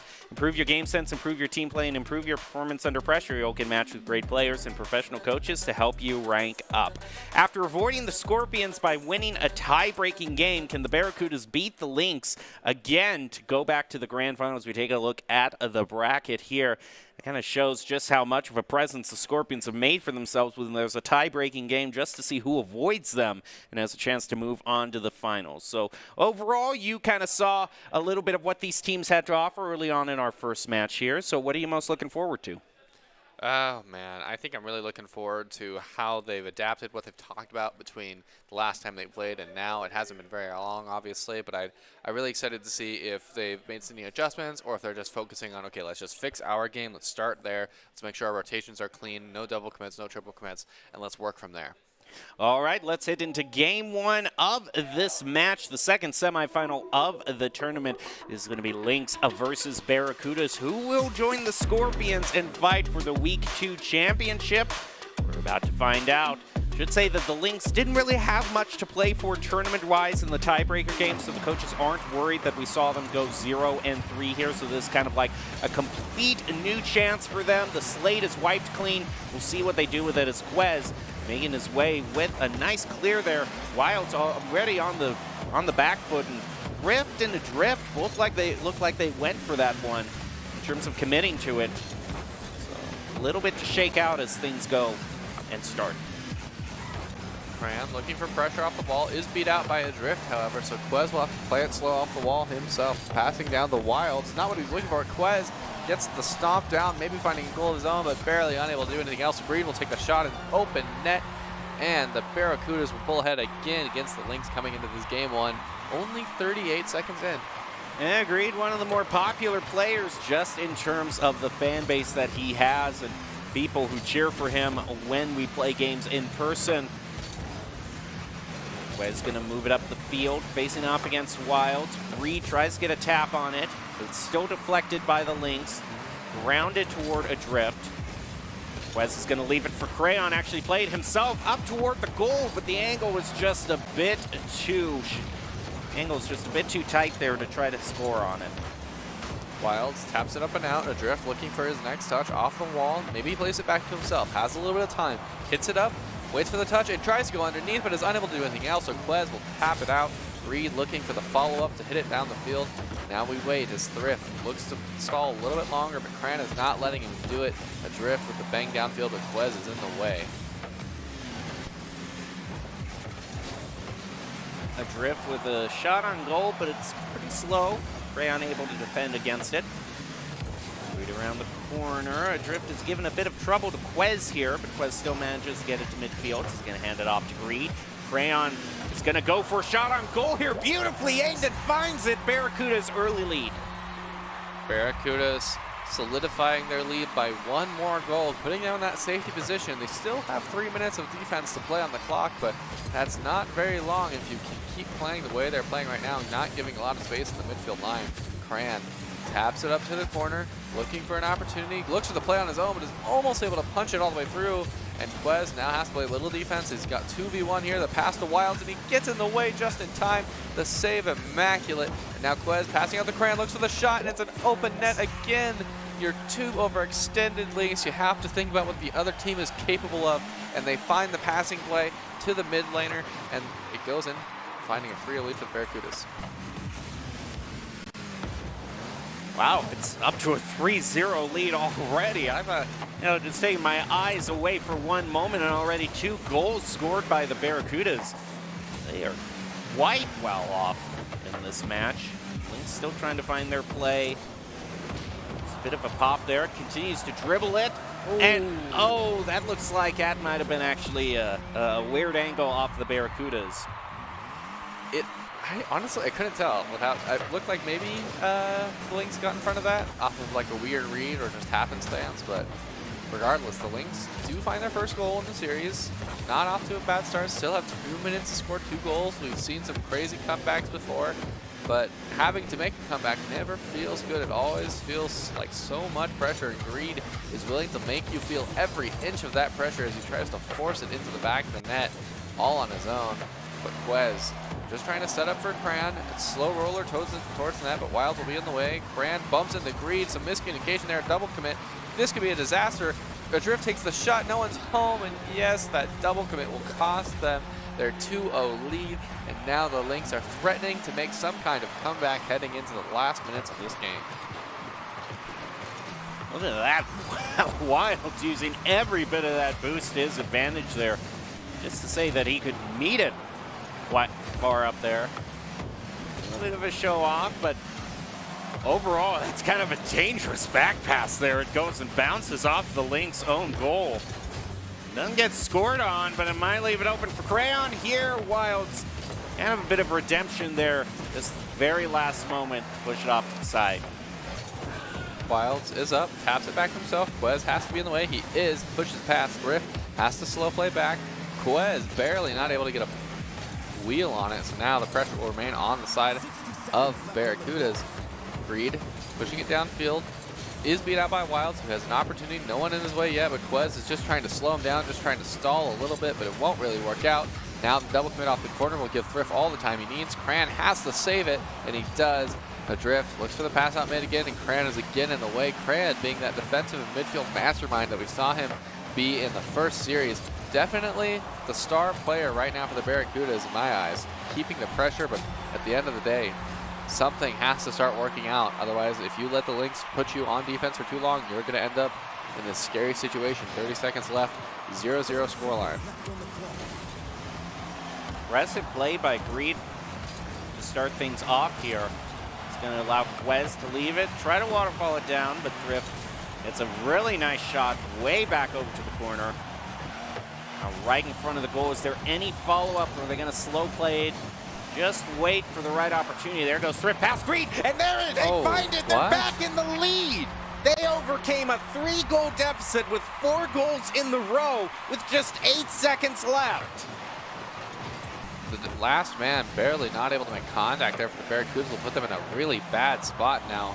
Now the pressure is all on them, and the clock is ticked all the way down, and a bad touch from Greed will end it. The Lynx steal away that game at the last moment. A mistake, to say the least, from the Barracudas will give them the opportunity to pull ahead this time, but for the Lynx. That was probably one of the better comebacks I've seen in Esports Tower. Normally when it gets toward 3 goals, you kind of get a next game mentality, but that just shows why I'm up here and not competing, because the Lynx saw their opportunity and claimed it. Now they're going to find themselves in the lead. And overall, I got to say for the Lynx, just great team, great story, probably has one of the greatest team dynamics that I've ever seen. They're just a bunch of great players, and I'm glad to see that they didn't get shut out here. But also the Barracudas are great players too, and they've got a great team. I guess I'm just saying that I'm glad I was able to see them play in person, because just seeing these people get along with each other, and actually, you can see the friendships that are being made. That's kind of one of the more important things in this tournament that doesn't often get mentioned. It is important to remember that Esports Tower is a high school program, so all these players still are here to learn and still have a lot of their life ahead of them. So seeing that camaraderie this early can be rather heartwarming, even in a competitive setting. But Greed, leading the Barracudas, obviously looking to turn that heartwarming moment into an absolute dub still. But he has his work cut out for him. The Lynx that refuse to back down. They're coming into this series a lot stronger than last time, but admittedly their early game looked a little bit shaky.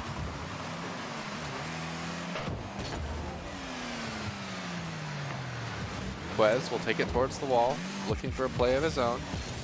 unable to do anything else with it, so Greed will have to wait. Wild is up instead. Maybe a pass to a drift off the backboard. Oh, almost a crazy goal altogether. He's unable to do anything else. It's bouncing in front of the goal. You have to get it out, Barracudas. You have to get it out.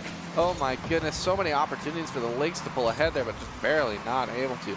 Now Cran will lead the charge downfield, but Wild will stop him. A touch out will put it in a place where Greed is barely able to make contact. A double commit from Greed and Quez. Maybe a little bit just from the bump is enough to mess up the communication there. We'll have to see what kind of adjustments are made. Wild's looking for the shot. Cran unable to get in the way. No one back post. Cran got caught out playing the mid post, which is not a position that exists. This is why you have to stick to your back post rotations, and he is caught out. Yeah, basically, if the ball is trickling into the goal at that slow of a speed, you know that there's been some kind of defensive breakdown. And it looks like what's what happened for the Barracudas. Can they recover, though? Will the Lynx maintain their goal? Lynx have proven that just an early lead doesn't mean that you're the team that's going to win, so we'll see if that works on the other foot here with the Barracudas. So far, the Lynx trying to keep possession of the ball. Cram to take it away, but now there goes Adrift with a shot way back off the crossbar. Is there a follow-up? There was a demo in the goal, too, to try to clear it out. And another one in midfield. The Lynx are getting rather chippy. Oh, there's an opportunity. No contact made in a respective manner. Now Cran is kind of just having to clean up the scraps. So close so many times. There's a little bit of a, dare I say, oil bath instead of fun bath because of the demos going on the Lynx end for a little bit there. But looks like they've recovered a little bit now. Barracudas still wanting to keep their offense going in this game. Want to make sure that the Lynx are having to work for every opportunity they have to cross the midfield line. But Barracudas, they need to find a goal here soon. Otherwise, they're going to be stuck in a rather precarious situation going into the last minute. Halfway through the game, and Lynx maintain a narrow one-goal lead. Rip doesn't look like he got the shot he was looking for there. It just kind of died right in front of him. So that gives the Barracudas enough time to set things up. Actually, oh, Greed is just going to be there for the save. It looked like the clear might not go through for the Barracudas at all. And even though Greed's best efforts, it gets answered back pretty quickly. So now they're going to have to try again here. McQuest leaves it for Greed, and it gets deflected by Wilds, and a great read over, and they might have left their goal open here as Wilds dribbles it up the field. Quez with last-minute rotation is going to be able to keep the goal lead for the Lynx still at just one. A double commit from Cran and one of the other, I believe it was maybe Quez, did have a scary opportunity there, but oh, again, what is going on the defensive end? Cran is caught in the middle of his net again instead of playing the back post. That would have been a great save if he had just waited a little further back, but Lynx pouncing on that poor decision and finding another goal, pulling them ahead for what I believe is, barring last game at the last moment, really their first time leading a game today. Yeah, even under the toughest of circumstances, the Lynx have managed to recover beautifully here. Means that the question is, can the Barracudas do that? You have to kind of wonder just a little bit about the mental state right now. Not to try to get too much into the players' heads, but I mean, when you're leading 3-0 and the other team has a 4-goal rally to take it away from you with just 8 seconds left on the clock in the first game, you gotta wonder if things are just maybe falling apart a little for the Barracudas. Maybe they're getting tunnel vision, maybe not. We're just gonna have to see them pull things together as we move forward. The mentality from the Lynx has to be sky high right now. Pulling ahead after kind of struggling in that first series. They're probably feeling good about the adjustments they made. Barracudas are feeling the pressure for sure. If they don't find 2 goals in the next 30 seconds, which is quite the bout, they're going to be put in a position where they're almost getting ready to be swept.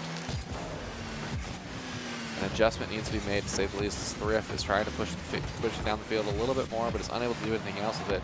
Adrift stalls in the corner, is unable to get it past Quez, who does leave it over for Cran, who looks at the pass, and a shot from, I believe, Quez will find them their first goal of this game and give them only 9 seconds to find another scoreline. What is it this match and last-minute plays?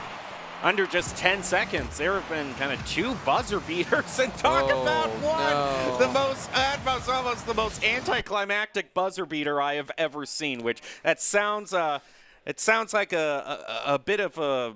It sounds like they contradict each other, but it kind of worked out there, just the way that would have trickled in. But overall, the Lynx now find themselves at match point, which this is I wasn't expecting that at all when we started things out, and it was the Barracudas in the lead 3-0.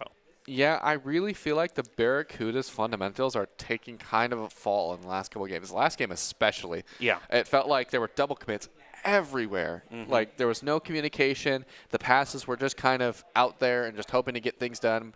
They were double committing. There were some triple commits. And there were some moments where the defense wasn't doing like very basic stuff like playing the back post. If you play the mid post, you cut off half the goal that you're able to defend. You cannot do that to yourself. So it's going to come down to them taking a deep breath and remembering the stuff that they've been working on for years now.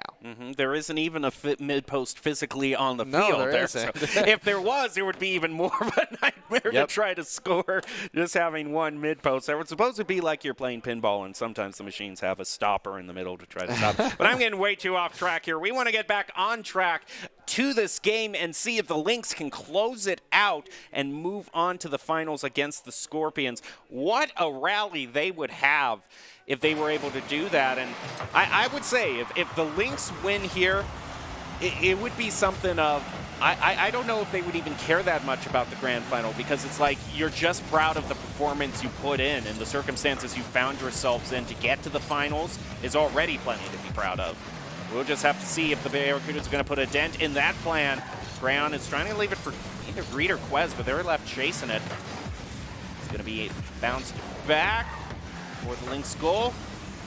Pretty standard clear for Thrift off of the goal, off the wall, excuse me. Wilds meets in front of the goal. Again, there's another double commit there to try to get the goal. It seems like the Barracudas, they might have a mentality of try to get a goal at any cost here, but sometimes you just overextend and you get punished for that.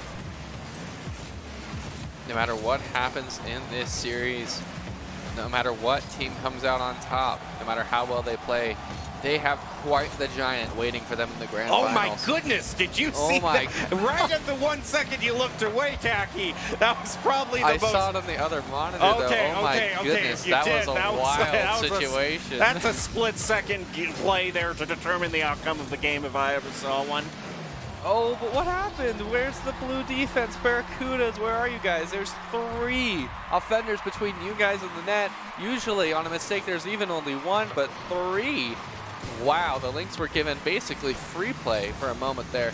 Barracudas need to make some adjustments to their defense, otherwise this game is just going to end up even worse than the last couple. So far, and the goal was so open there, I think the Lynx might have double committed on the final shot just for show. Like say, hey, we can afford to do this. It's just already, when the other team is already having a problem double committing, that's just even more salt in the wound there.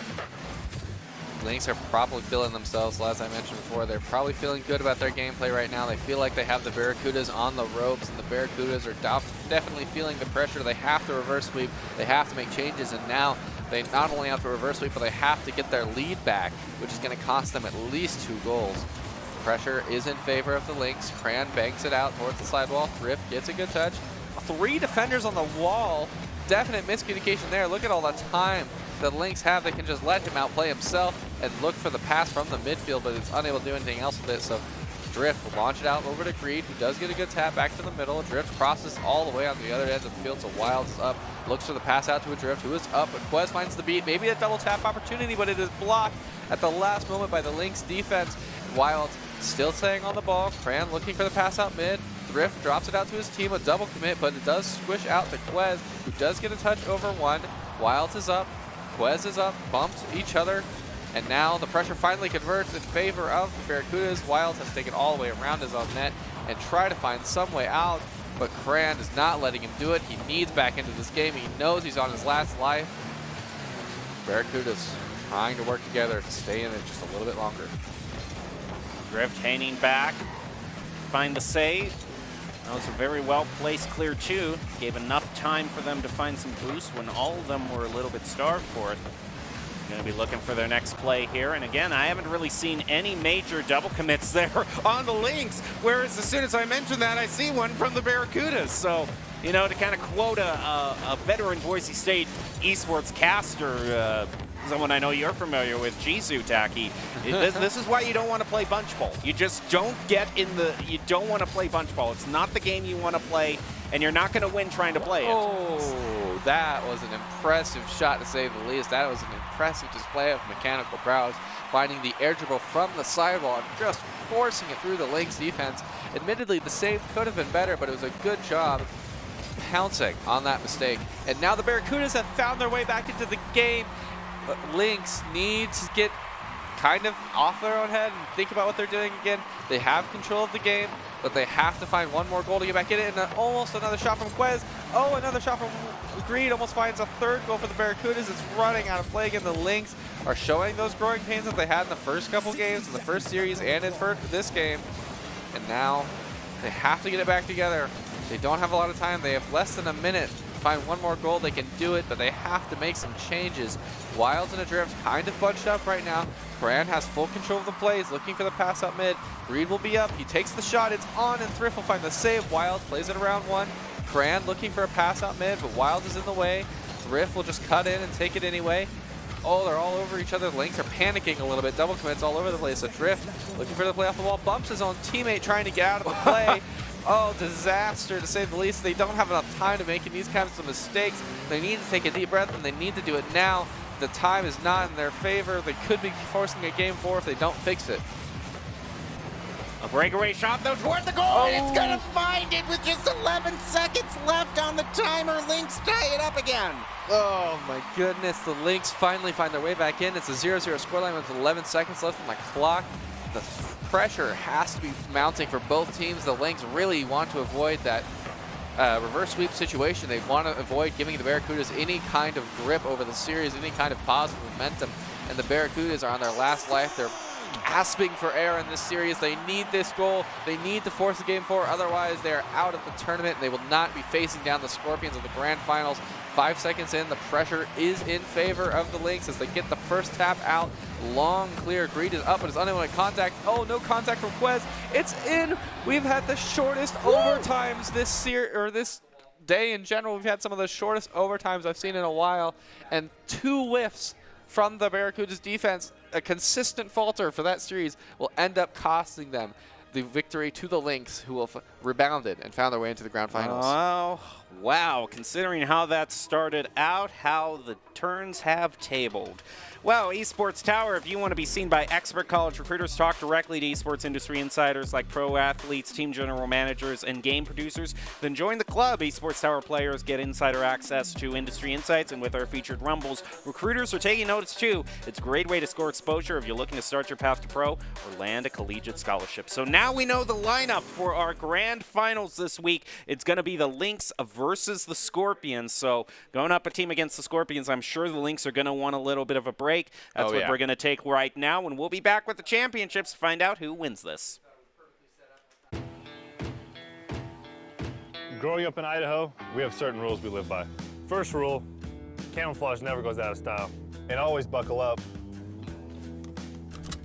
Seatbelts save lives. That's a rule we can all live by. Here are a couple lessons I've learned over the years. Friendships come in all shapes and sizes. And always buckle up. Seatbelts save lives. That's a rule we can all live by.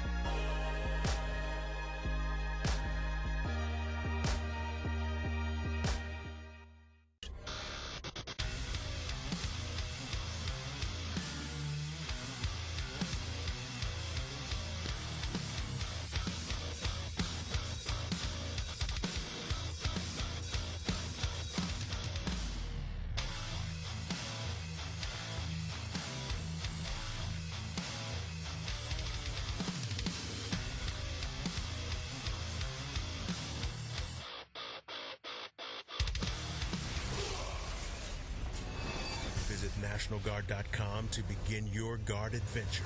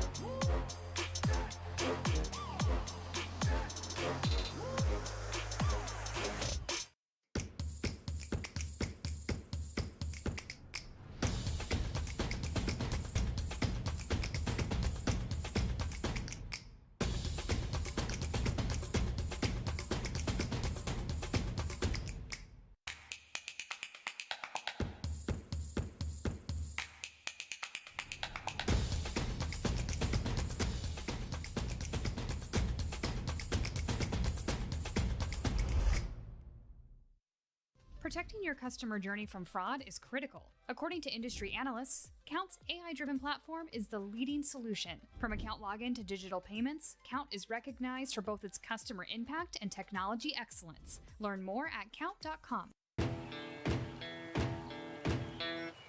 Growing up in Riggins, we have certain rules we live by. Look both ways before crossing the street. Fishing stories get better the more you tell them. Small town life makes your life anything but small. Never work alone when you go hunting. And always buckle up. Seatbelts save lives. That's a rule we can all live by.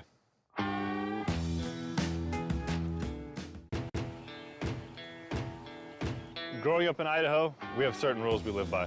First rule, camouflage never goes out of style. And always buckle up. Seatbelts save lives. That's a rule we can all live by.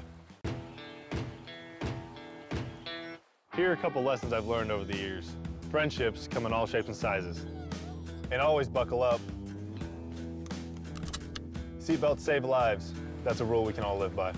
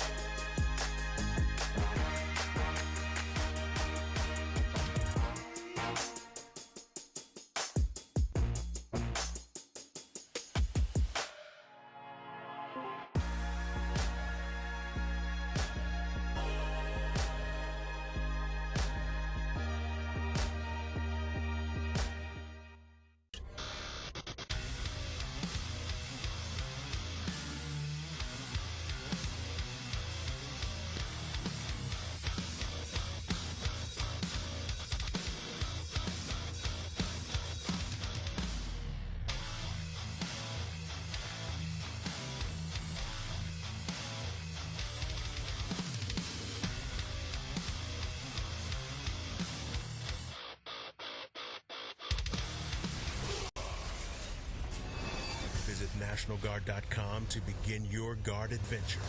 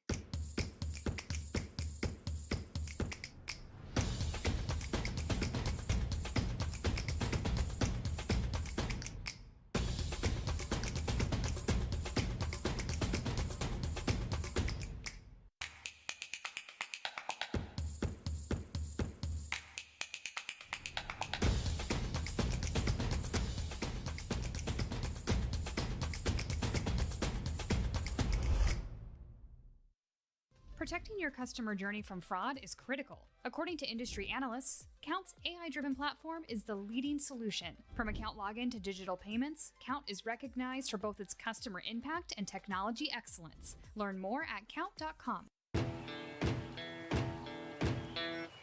Growing up in Riggins, we have certain rules we live by. Look both ways before crossing the street. Fishing stories get better the more you tell them. Small town life makes your life anything but small. Never work alone when you go hunting. And always buckle up. Seatbelts save lives. That's a rule we can all live by.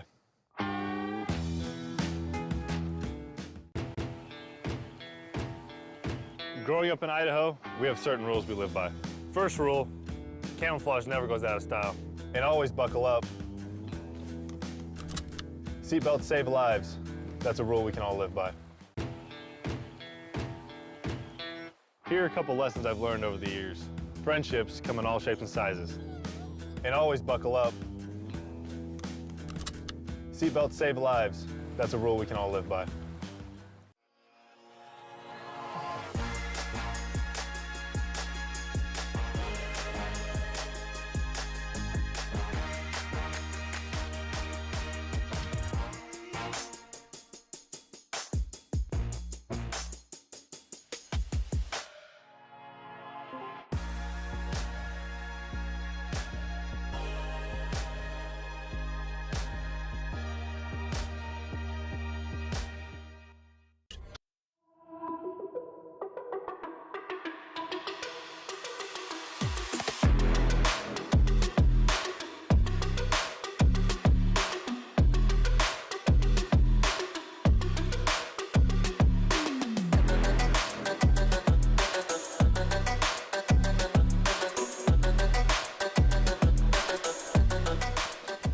Welcome back to this week's broadcast of Esports Tower Rumble in Rocket League, broadcasting from Boise State Esports Arena. We end the night with the Scorpions taking on the Lynx in the Grand Finals. Can the Scorpions claim back-to-back Grand Final titles, or can the Lynx claim their first title of the Summer Invitational? That's what we'll find out tonight. I'm host Jacob Jem Palmer, joined by Joe Tacky Chickbrow. Got all the action for this final match, and I think the one thing that I would leave to the Lynx mainly going in right now is, like, be proud that you made it this far, that you won in spectacular fashion, and just take it one play at a time. Because I think if we saw anything from that final match, it's like, if you get into your head, we're ahead, we're behind, and you're trying to think so much into, you're going to start making big mistakes. Yep, like Artie and I have said a million times, treat every game like it's game one. Same intensity, same level of kind of confidence and trust in your teammates especially. But at the end of the day, they have their work cut out for them, and so do the Scorpions. The Lynx were looking good in that last series, but the Scorpions, they have a little bit of pressure on them, to say the least. Not necessarily in that they shouldn't feel threatened. It's more so that they, leading up to this point, haven't dropped a game. Can you believe that? Haven't dropped a game? Yeah, that's what I was about to mention. They are just completely undefeated this week, and they were the champions last week as well. It's just the Scorpions been taking up so much oxygen in the arena that the main storyline has just been the other three teams trying to rally against them. So we have a definite champion. We have a definite underdog. We're going to see who wins out. And the team that wins out is probably going to be the team that follows Doc's keys to the game the most. And that's going to be to create mistakes, punish overcommits, play off the walls better, and demo to disrupt. Doc's keys to the game brought to you by esportstower.com. Improve your game sense, improve your team play, and improve your performance under pressure. You'll get matched up with great players and professional coaches to help you rank up. Our final game of the night is the Scorpions and Lynx in the Grand Finals for week number 2. So here we go into the Grand Finals. Who will win this? Will it be the undefeated Scorpions or the upstart Lynx? We're about to find out in just a crucial few seconds. And a quick disclaimer before we get into this game, just due to a minor technical issue. If you see the Vipers in-game, that's actually the Scorpions. So just keep in your mind they're both venomous animals. Whoever is the more venomous animal is, in fact, the Scorpions in this round. So just use that little mnemonic device to keep in your mind how things are turning out. And another way you can tell it's the Scorpions is if Gababy's on the team, because Gababy has been such a good player. Yeah, Gababy is definitely, like I said, the front line of every team he's on in terms of offense. But you got to hand it to his teammates. He's only able to do what he's able to do because his teammates enable him with great passes and opportunities that they create. But, you know, Gababy, you can't not hand it to him. His consistency is on point. But the Lynx definitely have what the the Scorpions are going to be looking for in terms of forcing them off of that perfect record, dare I say. Nano pushes it downfield. The bang from Wilds off the backboard. Baby is up, and Thrift will find the first goal here, putting the Lynx ahead over the Scorpions. Pressure on the Scorpions. They haven't probably felt that too much so far in this league lately, but it's definitely something they need to get used to playing against these Lynx. They've worked so hard to get here, and oh my goodness. And they're just giving it to the Scorpions right now. A 2-0 lead for the Lynx. Only 4 minutes and 19 seconds left on the clock will mean that Vipers, or I guess the Scorpions, have so much time left. I mean, and what did we just get finished talking about before this round started? I mean, it seems the downfall for so many teams has been once they start falling behind by 2 goals especially, we start to see mistakes be brought out. So that's going to be the question for the Scorpions going forward. We're going to watch their gameplay very closely here, see how they do when they have pressure like this that they're having to play against. Not giving them yet. Potato gives it over to Nano, who passes it off the wall. Pop up will... I can't see. Okay, there we go. Adrift looks for the pass over to his teammate, Wild, who will find a 3rd goal onto the Scorpions. The Scorpions are getting the business right now. Lynx refusing to feel any kind of fear going into game 1. We'll have to see if they're really threatening to take that perfect win streak away from the Scorpions, or if the Scorpions are just needing their second to warm up before they start really putting the pressure down. Nano trying to lead that charge, gets the touch off the sidewall, looking for a touch of his own, off towards the backboard. Thrift passes it towards the corner, keeps in control for a little bit longer, but the pass will go in favor of Baby. Potatoes in the way, but a big spike downfield will put it in favor of the Lynx for a little while longer. I just have to say that you mentioned that winning streak there. That winning streak would be 15-0 if they won. So we're just going to have to see if the Lynx have found a way. And we have Rule 1 being brought out. Even with a game like this in the final, we'll still have the players respecting the Rule 1. So now we're going to see some 2v2 Rocket League going forward. And for the next few minutes, if we're in 2v2, what are the main differences between 2v2 and 3v3 and how it's played, Tacky? You have to play to your safe angles a lot more often. You can't take any risks. Like this, the Vipers just took a major, or I guess the Scorpions took a major risk. They committed 2 people to an offensive play. When you do that, if that offensive play doesn't work out, it means your net is open. So a lot of 2v2 is solo plays. But we're back to a 3v3 scenario, and Nano will find his first goal, putting the Lynx back to their 3-goal lead. I say only, meaning still a giant 3-goal lead. But, 2 minutes, 26 seconds left on the clock, plenty of time for the Scorpions to turn it around. We can never really count them out with the offense that they have, but they definitely have to make a change. They have their backs against the wall. Now, I did say 15-0. That's assuming that they win all 3 games here. I just wanted to clear up. They played 3 games in the group stage and the final. So currently, the Scorpions are sitting at 12-0. So they're looking to make that 13-0, but they would have to have such a rally right now to try to do that. As long as the Lynx don't make too many careless mistakes and can maintain control or just widen the lead up even more like that, they're going to be looking to unseat the champs here. Definitely keeping the pressure on. This is the kind of Lynx we need to see if they want to make any kind of run at the Scorpions. So far, working out for the Lynx, but they still have so much time left on the clock. Doesn't feel like a lot, but for the Scorpions, it definitely is all the time they need. But the Lynx are just not letting them in. They're working together as a team, finding these passing plays. No double commits yet. Thrift is up, passes it back down to himself, so Potato will find the demo. Baby works for the pass, but Wilds is in the way, and now Drift is able to push downfield and create space for his team. 1 minute and 20 left on the clock. They need to find some goals now. The time is running out. Nano goes for the shot, is unable to do anything else, so Potato will take it towards the wall, doesn't get the touch, and Baby passes back towards Potato, gets a touch over Wilds. The shot maybe is a little wide, thanks to Baby.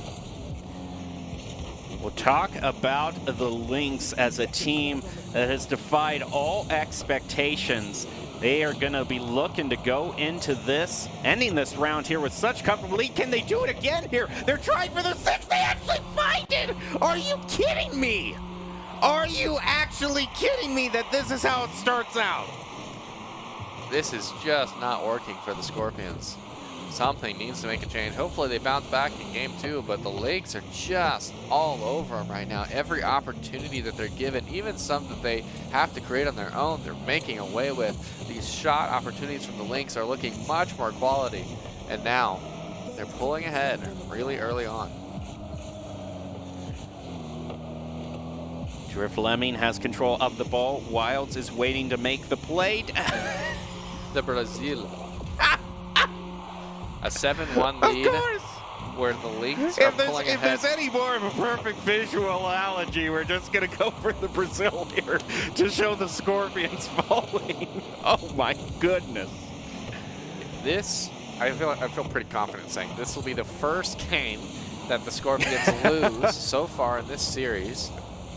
And it's been a pretty legendary one. Yeah, they're trying to force the Brazil known less. But it will go in the favor of the Brazil. Wow, what a performance by the Lynx. One so great, I think I have to make the visual analogy here that officially makes the Scorpions record 12.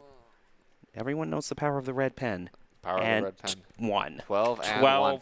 A very big one. And it is a very big. I'm going to underline it for emphasis here because it's a one that like you don't even want. You're not even noticing the 12 right now. It's like the 12. No, this one stuns so much.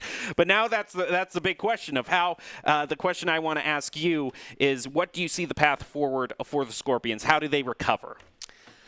I think they need to get back into the groove. It kind of felt like they were caught off guard early on, and they just kind of remained kind of down for the rest of the game. I feel like what they need to do is just take a mental reset, deep breath. They're usually the one with that kind of pressure, and we just didn't see it. And I don't think it was necessarily cut down. I just don't think that they were making it necessarily. There was a lot of individuals just trying to hit off the wall, not a lot of midfield passing.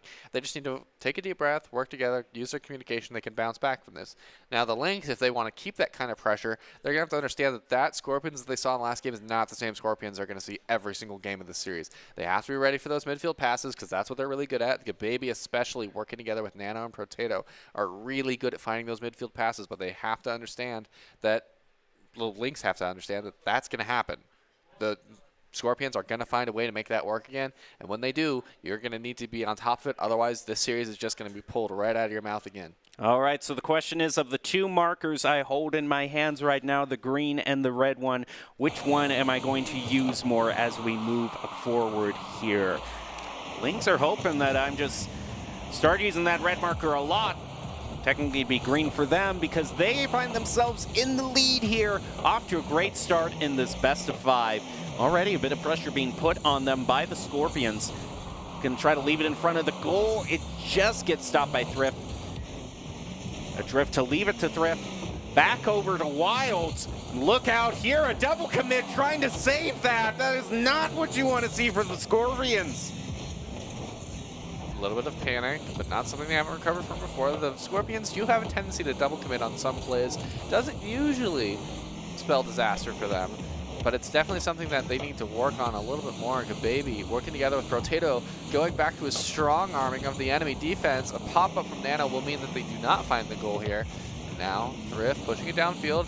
Has Wild pushing them out of the way, so Nano will make the superhero fly-in save at the last moment. Nano's going to look for a flick, is unable to get a proper touch on it, so a Drift will launch it down to the midfield.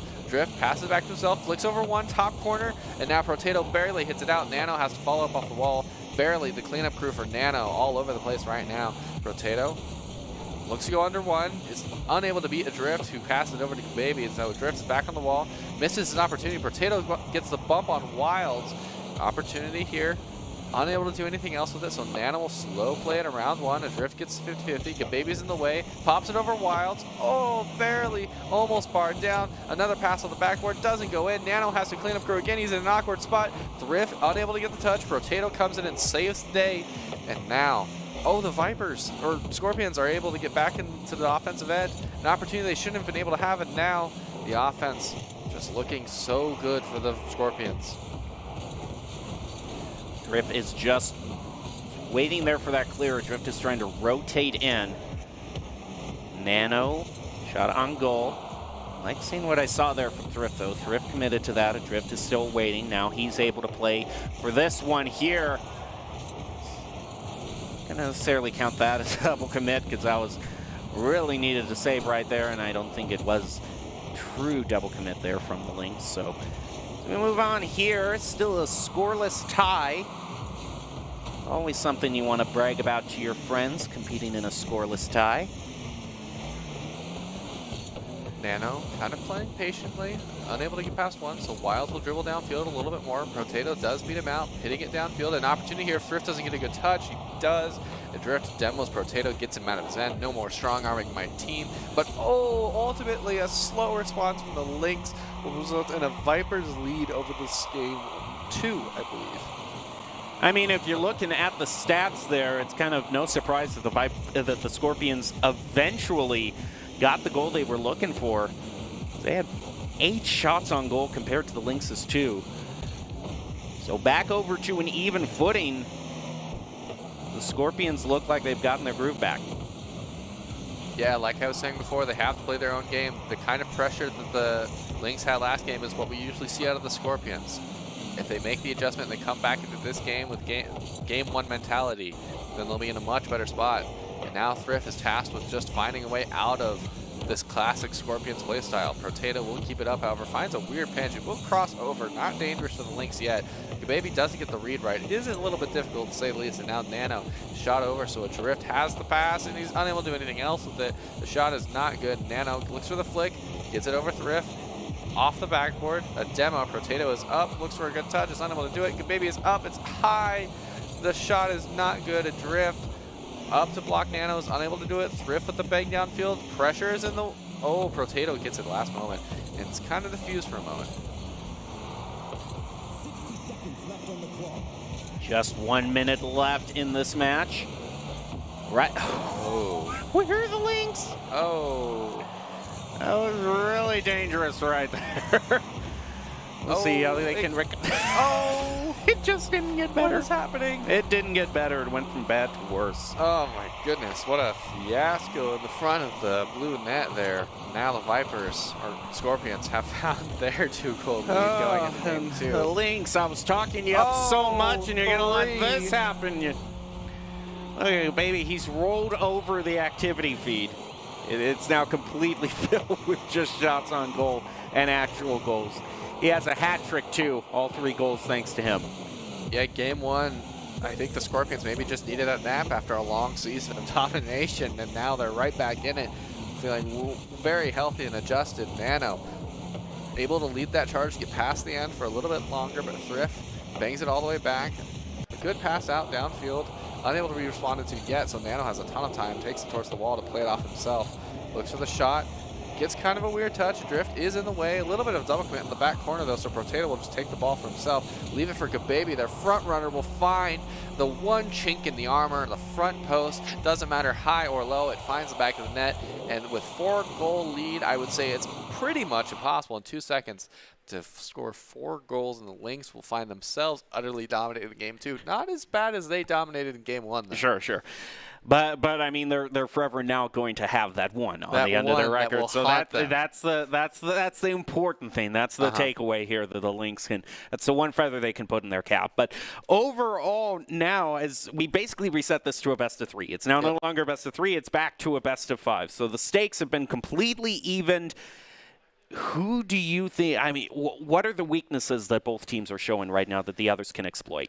I mean, I think at the end of the day, it kind of from the weaknesses on Lynx's standpoint, I think that their weaknesses aren't necessarily as apparent as much as they just don't have that kind of aggression that they need right now to shut down those plays early. It's not necessarily that the plays are missing necessarily. It's more so that they just need to adjust their play style to be more in the face like they were in game 1. That's what they need to do. We see time and time again that if the Scorpions are pushed back on a little bit, sometimes that's all they need to make the game a little bit more shaky or all in the other direction. But the Scorpions are really good at getting that early pressure, so if you don't give it to them, that's their game plan, like out the window. So you can't give them that early pressure. That's the weakness from the Scorpions. The weakness from the Lynx is not responding to it.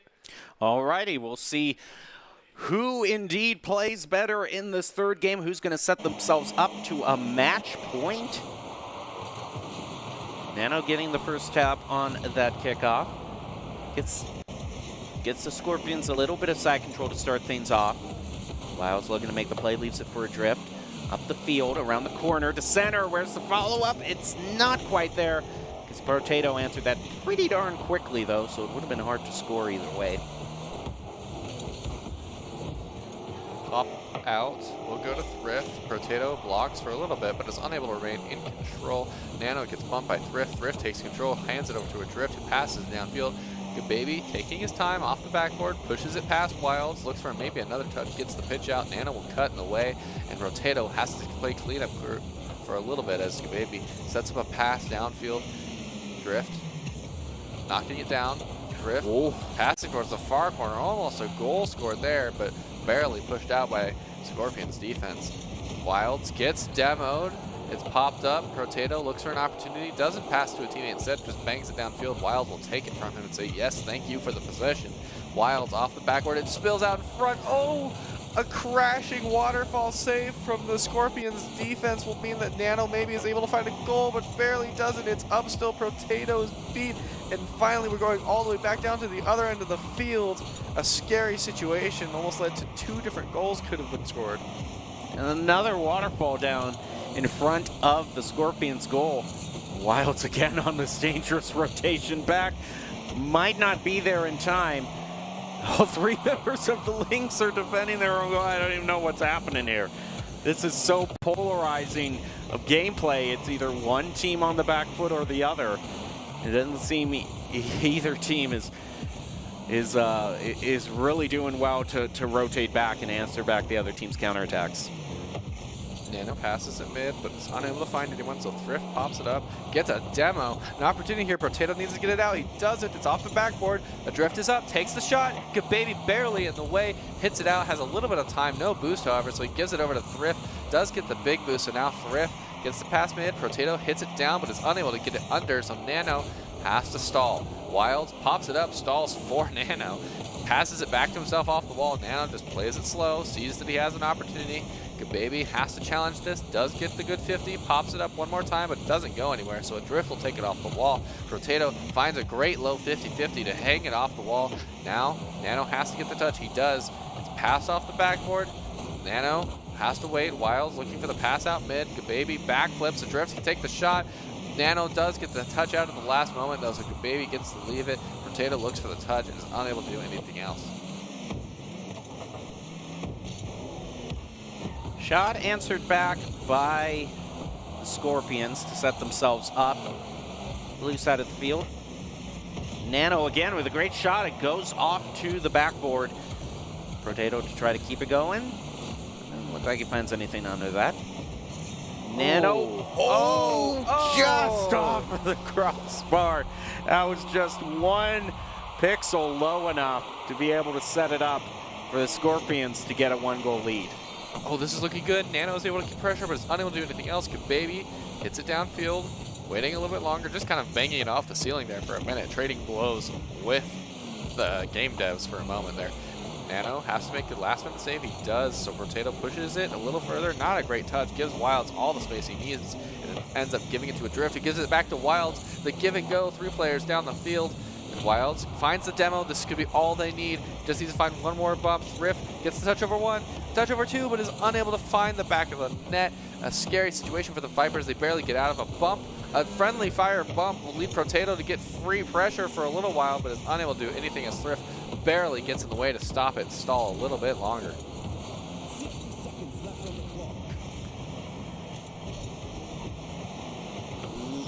Man, the Lynx are just trying time after time again to get some sort of victory. But they aren't finding the goals that they are fighting for so furiously. I just don't know if they can really do it. They might have left themselves too overextended here. Ooh, so close. Nano, maybe another pass? Nope, doesn't make contact. Has to wait a little bit. That's okay. Baby's got him. Wilds is going to get in the way and just force him to not get the read. Nano tries to pinch it mid. He does, but Adrift is able to be in the way. Ends up leaving it for Thrift, however. Potato and Baby figuring out who's in control. Baby takes it off the wall. It actually doesn't make any contact at all. Nano will have to clean up the scraps a little bit to stall. Nano with a bad pinch off of Wilds will push it towards the net, but Potato narrowly escapes the demo attempt and gives him an opportunity to push it out. They're still not at their end, however, and the ball will go down. That was probably, I think it maybe was the least scoring game we've seen today. Yeah, I know. That was a wild game to say the least. A 1-0 game. That was well fought. I know. I mean, we're talking about the 0-1 that they have here. Yeah. This is the 0-1 that we're all worried about here. Look at this. Look at that. Yeah. That's shots on goal there, 10-8 for the Lynx. They tried so hard, and they had so many opportunities. Yeah. I'd have to look back at it, but I don't even feel like their opportunities were that bad. It's the extra mile of making them just that little bit better to where it's like just barely not perfect. If you can find just that Goldilocks area, then maybe you're able to find the net a little bit more often. But at the end of the day, there was a lot of scrappy defense played by the Scorpions that just managed to push that a little bit further. And to be honest, that scrappiness was only really there as a result of some mistakes to begin with. But they did find a way to adapt and not panic and make sure that they were able to keep it out a little bit longer, and that made the difference. Well, now it's match point for the Scorpions. Can they get the final victory and claim back-to-back championship titles? Let's get into the game and see if our night is over right now. Nano throws it back to Potato. Looks like some coordination on the kickoff to give it to their teammate early, but ultimately it will. Oh, that was scary. That could have been a shot opportunity, but Thrift does not make contact. Baby is up, bangs it downfield. Thrift is in the way. He has time, leaves it for Wilds instead. Nano looking for a solo play. Maybe goes for the flipper set, does get it, but does not get the follow-up touch, so Protato will get to pass it downfield. Adrift maybe stalling. Protato does get a touch out. Wilds banks it downfield. Back corner, Nano is in the way. Pops it back up to himself off the wall. Is beaten by Thrift. An opportunity, but Protato barely gets it out. Nano off the wall. Almost makes contact for a shot, and Adrift banks it downfield. The battle of the midfield defense right now from both teams. Both teams trying to figure out who gets to have pressure, but neither one able to keep pressure as they turn over to the other end of the field. A little bit of a screw up there also on attack for the Scorpions. Leaves them open. What was Adrift doing there? Were they trying to play off each other? I think he was trying to tap it back to his teammate, but he just didn't have enough time. He didn't have the space. He didn't want to throw off his own team. It's really hard to make those split decisions in the last second there, but I mean, there was no one from the Scorpions challenging them.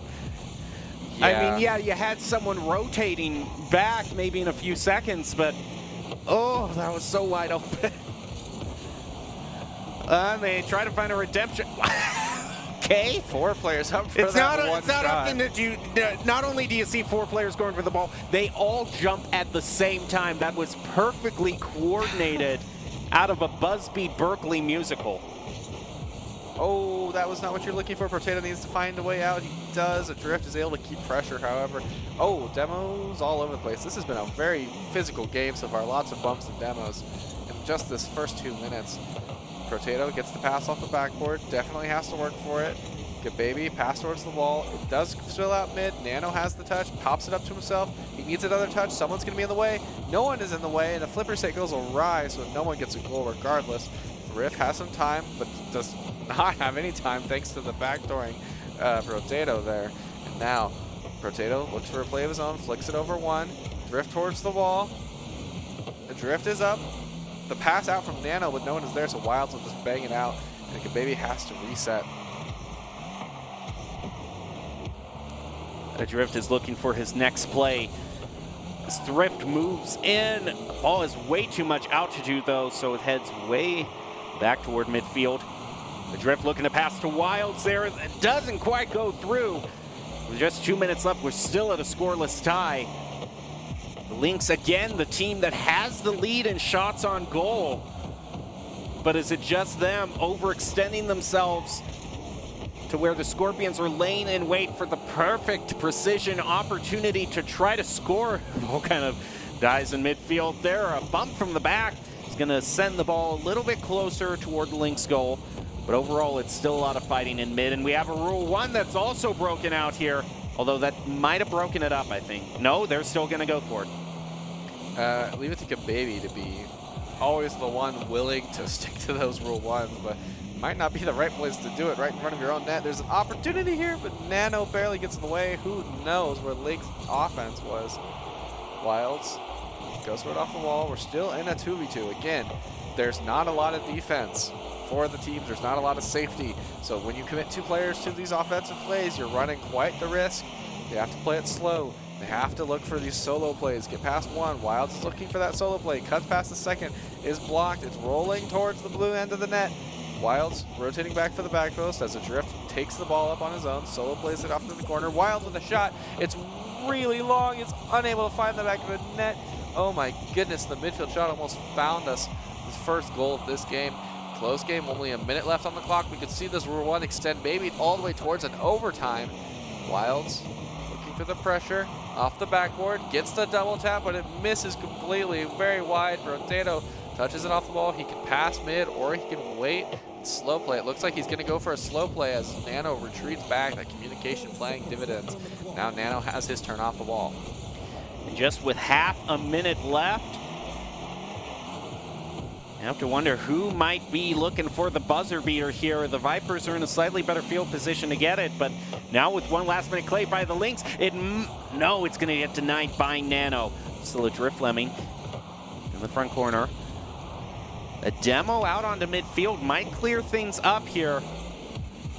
Adrift playing around. Adrift ends the game. That's it.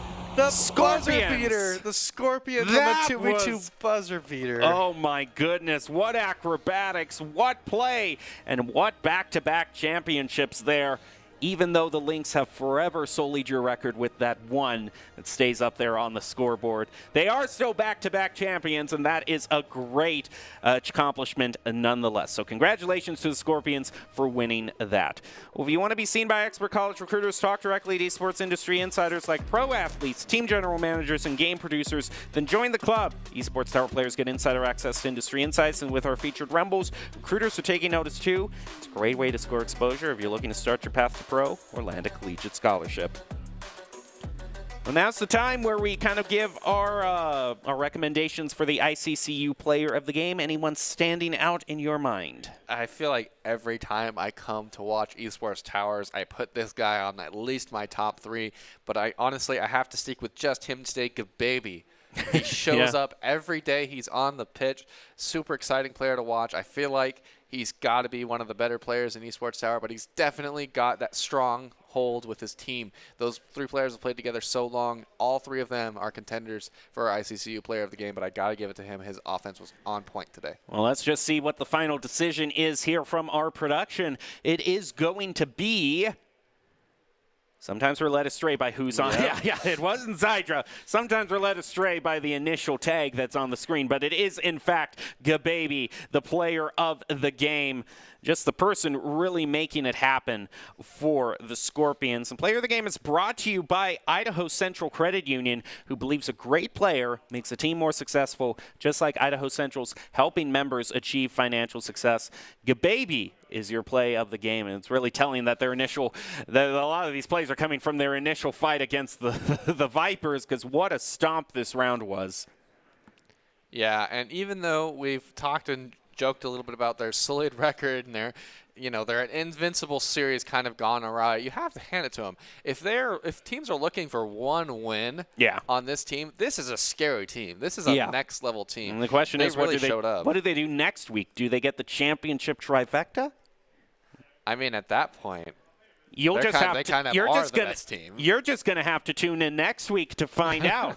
But for this week, we'll leave you the top 5 plays of the game, brought to you by the Idaho Army National Guard, who invites you to take your impressive critical thinking skills into real time. More than 10 jobs offering a $20,000 bonus and your degree of choice paid for. Idaho Army National Guard is one of the best teams to join out there. Reach out to them on Twitch at iGuard Gaming. That's going to do it for tonight.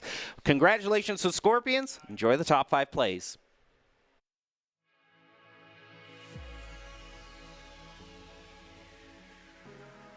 Not only did they win the tournament last week, but in this week they're outperforming their victory last week by not dropping a single game in the group stage. And even now, just in this game, only allowing 1 goal through for the Vipers as they almost drive it to 4-0. They are relentless right now in their pursuit, and another scored by Protein. Into the goal, they were disrupted by one of the Lynx defenders. A little bit slower action here happening. Not as many 2-car pileups immediately. Cran in the corner is going to try and go for the center reset to a teammate, but instead it's going to end up with Wild, who passes the ball forward, trying to get it to a drip. Thwarted. Now Quest goes for the shot. It is nobody's home. That's goal number 1 for the Barracudas. The Barracudas still looking like a scary roster, but the Lynx have their path, have their kind of rep. So they're definitely not out of this yet. Wild with a shot that will get blocked by Cran, so he gets to play it back himself. Looks for the bag past 1. Oh, they're tangled up on each other, going for boost on the side, and Wilds and Thrift and teammate trying to get out of the play. Oh, disaster to say the least. They don't have enough time to make these kinds of mistakes. They need to take a deep breath, and they need to do it now. The time is not in their favor. They could be forcing a game 4 if they don't fix it. A breakaway shot, though, toward the goal. It's going to find it with just 11 seconds left. Gets the clear out from the corner, looks for the second tap. Rotato has to rotate back, waits for Gababy's touch, passes it down, and now we will be heading into what I believe is the first overtime of the day. With a 1-1 scoreline, not what you'd expect after seeing the first 2 games of this series. Both of them won by a 4-goal lead by the Scorpions. Oh my goodness, that has got to be one of the